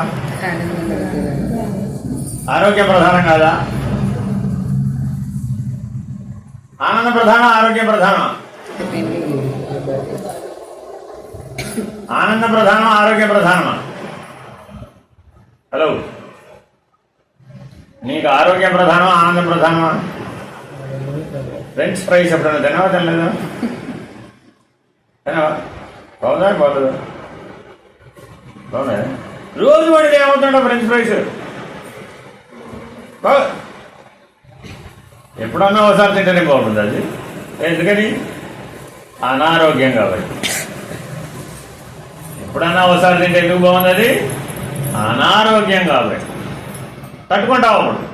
6 నెలలకు ఒకసారి, సంవత్సరానికి ఒకసారి తిన్నావు, అది పెద్ద అనారోగ్యం చేయి. రోజు ఫ్రెంచ్ ఫ్రైస్ తిన్నావు, ఏమైపోతుంది? అదే కార్డియాలజిస్ట్ దగ్గర మన దగ్గర సీట్ రిజర్వ్ చేసుకోవడం. గుండె వ్యాధి నిపుణుడు ఉంటాడు కదా, వెళ్ళిపోవడం డైరెక్ట్గా ఆయన అక్కడగా నిలువున అడ్డంగా కోసేసి గుండె తీసి పక్కన పెట్టేసి మళ్ళీ కుట్టేసి ప్రమాదం కదా. కాబట్టి ఆరోగ్యము ఉండాలి, ఆనందము ఉండాలి. బ్యాలెన్స్, సమత్వం, యోగముచ్యతే. ఆరోగ్యం ఆనందాన్ని డామినేట్ చేయకూడదు, ఆనందం ఆరోగ్యాన్ని డామినేట్ చేయకూడదు. కాబట్టి చాలా జాగ్రత్తగా స్వరూప జ్ఞానంలో నిలకడ చెందాలి, సాక్షిగా ఉండాలి. వ్యవహారంలో కలిసిపోకూడదు, పాత్రలో కలిసిపోకూడదు. మీరు అన్నం వండుతున్నారండి, గిన్నెలో కలిసిపోతున్నాయి అన్నం. ఎప్పుడన్నా గిన్నె లేకుండా అన్నం వండుకొని అంతేనా కదా? మరి మీ అన్నం గిన్నెని మీకు ఏం పోషిస్తుంది? గిన్నె వలే ఉండాలా, అన్నం వలే ఉండాలా, పొయ్యిలో మంట వలే ఉండాలా? గిన్నె వలే ఉండాలా, అన్నం వలే ఉండాలా, పొయ్యిలో మంట వలే ఉండాలా? 3 ఎదురుకుండానే ఉన్నాయి. పెళ్లి చేసిన తర్వాత స్థాళీపాకం, నాకబలి స్థాళీపాకం అని 2 పనులు చేయిస్తారు. ఇదే చిన్న గిన్నెలో అన్నం వండిస్తారంట ఆ రోజు. నడుస్తారా లేదా? అన్నీ అందరి వివాహం, హిందూ వివాహ పద్ధతిలో అన్ని చోట కంపల్సరీ తప్పక అన్నం వండిస్తారు. అమ్మా నీ ఉద్యోగం ఇదే అని చెప్పడం. అప్పుడు అడుగుతాడు నేను, ఆ పొయ్యిలో మంట నువ్వా, ఆ గిన్నె నువ్వా, ఆ ఉడికిన అన్నం నువ్వా? ఎవరు నువ్వు? ఎవరు నువ్వు? తయారు చేసేవాడిని, అన్న వండేవాడిని నేను. అంతేకాని గిన్నె నేను ఎందుకు అవుతాను, అన్న నేను ఎందుకు అవుతాను, ఆ మంట మాత్రం నేను ఎందుకు అవుతాను? అంతేనా కదా? అందుకే చెప్పిస్తాడమ్మా, ఇది మాట చెప్పిస్తాడు. నేను యజ్ఞం చేసేవాడిని, ఆ యజ్ఞం నేను కాదు, ఆ యజ్ఞంలో వేసే ఆహుతి కూడా నేను కాదు. అర్థమైందా? ఆ యజ్ఞం బ్రహ్మము, యజ్ఞకర్త బ్రహ్మమే, ఆ యజ్ఞ ఫలము బ్రహ్మమే. అన్న ఉడికిన తర్వాత చెప్తాడు, అమ్మ 3 మెతుకులు నువ్వు తిను, 3 మెతుకులు మీ ఆయనకి పెట్టు. ముందు మీ ఆయనకి పెట్టంటాడా, ముందు నేను తినమంటాడా? ముందు మీ ఆయనకి పెట్టు, తర్వాత నువ్వు తిను. అంటే నువ్వు చేసే ఏ ఫలితమైనా ముందు ఇతరుల కొరకు, ఇతరుల మేలు కొరకు, పరోపకారం కొరకై ఉండాలి. తర్వాత నీకు ఎప్పుడు ఇతరులు ప్రధానం, నువ్వు రెండో స్థానం. అర్థమైనా? అలా జీవించాలి, త్యాగ భావంతో జీవించాలి. ఎప్పుడది యజ్ఞం అవుతుంది. యజ్ఞ ఫలాన్ని కూడా ఇతరుల కోసం వినియోగించాలి. తపస్సు యజ్ఞమే, జపము యజ్ఞమే, జ్ఞానము యజ్ఞమే, భోజనం చేయడం కూడా వైశ్వానర యజ్ఞమే, ఏం భేదం లేదు. కాబట్టి చాలా జాగ్రత్తగా జీవితాన్ని యజ్ఞభావంతో జీవించాలి, స్వరూప జ్ఞానం కోసమే జీవించాలి, సాక్షిత్వం కోసమే జీవించాలి, సమత్వం కోసమే జీవించాలి. కాబట్టి వ్యవహారంలో ఏం పాటించాలి? సమత్వం. వ్యవహారంలో ఏం పాటించాలండి? సమత్వం. లోపల ఎలా ఉండాలి? సాక్షి. లోపల ఎలా ఉండాలి? మీకు 6 సబ్జెక్టులు ఉన్నాయి లేదా? Telugu, Hindi, English, science, social, maths ఉన్నాయా లేదా? 6లో 6 చదవాలంటే ఏదైనా ఒకటి చదివితే బెటర్ అంటావు. పెద్దగా వీళ్ళేమో ఒకటే చదువుకోవడం, నువ్వు చిన్నప్పుడు 6 చదువుకోవడం తప్పు లేదు. చిన్నపిల్లలకి ఛాయిస్ ఎక్కువ ఉండాలి కదా. చిన్నపిల్లలు ఒకటి చదువుకోవాలి, పెద్దవాళ్ళు అయినా వీళ్ళు 6 చదువుకోవాలి. ఏం కరెక్ట్ అంటావు? ఇలా ఎందుకు పెట్టారంటావు? ఓ మనకు జనరల్ నాలెడ్జ్ లేదా? చిన్నప్పుడు జనరల్ నాలెడ్జ్ లేదు కాబట్టి 6 చదువుకోవడం ద్వారా మనకి జనరల్ నాలెడ్జ్ వచ్చేసింది. అంతేనా కదా? 10th క్లాస్ వరకు 6 ఉంటాయి, అంతేనా కదా? ఇంటర్మీడియట్ రాగానే 3కి వచ్చేసింది వ్యవహారం. బీటెక్ వెళ్ళగానే ఒకటే, ఏదో టెక్నాలజీ. అది ఏదో టెక్నాలజీ, ఆ టెక్నాలజీ గురించే ఉంటుంది. అంటే పొద్దున రాత్రి, పగలు రాత్రి, ఏ రకంగా చదివినా టెక్నాలజీనే. ఎంతసేపు టెక్కు టెక్కు టెక్కు టెక్కు, అంతేనా కదా? ఇంకా అంటావు టు బికమ్ ఎన్ ఎక్స్పర్ట్ అంటే ఎందుకు చదవాలి? ఎక్స్పర్ట్ అవ్వడం కోసం. కాబట్టి అంతర్ముఖంలో సాక్షిత్వం అనేది ఎందుకు అవసరం మనకి? ఎక్స్పర్ట్. ఒకటే, అక్కడ ఒకటే ఉండాలి ఎప్పుడూ కూడా. అక్కడ 6 ఉండకూడదు. బహిర్ముఖంలో కిడ్, జనరల్ నాలెడ్జ్ కావాలి వీడికి 6 అనేక అర్థం. కానీ వ్యవహారాలు ఎలా ఉండాలి? 6 సమంగా ఉండాలి, అంతేనా కాదు? 6 సమానంగా అన్నిటికీ 100కు 100 రావాలంటావా, రావక్కర్లేదంటావా? ఒక దాంట్లో 80, ఒక దాంట్లో 20, ఒక దాంట్లో 30, ఒక దాంట్లో 50 ఇలా వచ్చినాయి అనుకో, ఏమంటాం అప్పుడు? ఏమో ఆ సబ్జెక్ట్ సరిగా చదవలేదా? ఇది ఒక్కటే చదివేవా, ఇందులో 80 వచ్చినాయి అంటే 6 సమంగా చదవాలా వద్దా మీరు ఇప్పుడు? కాబట్టి వ్యవహారంలో ఉండాలి సమత్వం, అంతర్ముఖంలో ఉండాలి సాక్షిత్వం. అలా ఎవరైతే జీవిస్తారో వాళ్ళు తప్పక స్వరూప జ్ఞానాన్ని గుర్తించగలుగుతారు. హరి ఓం.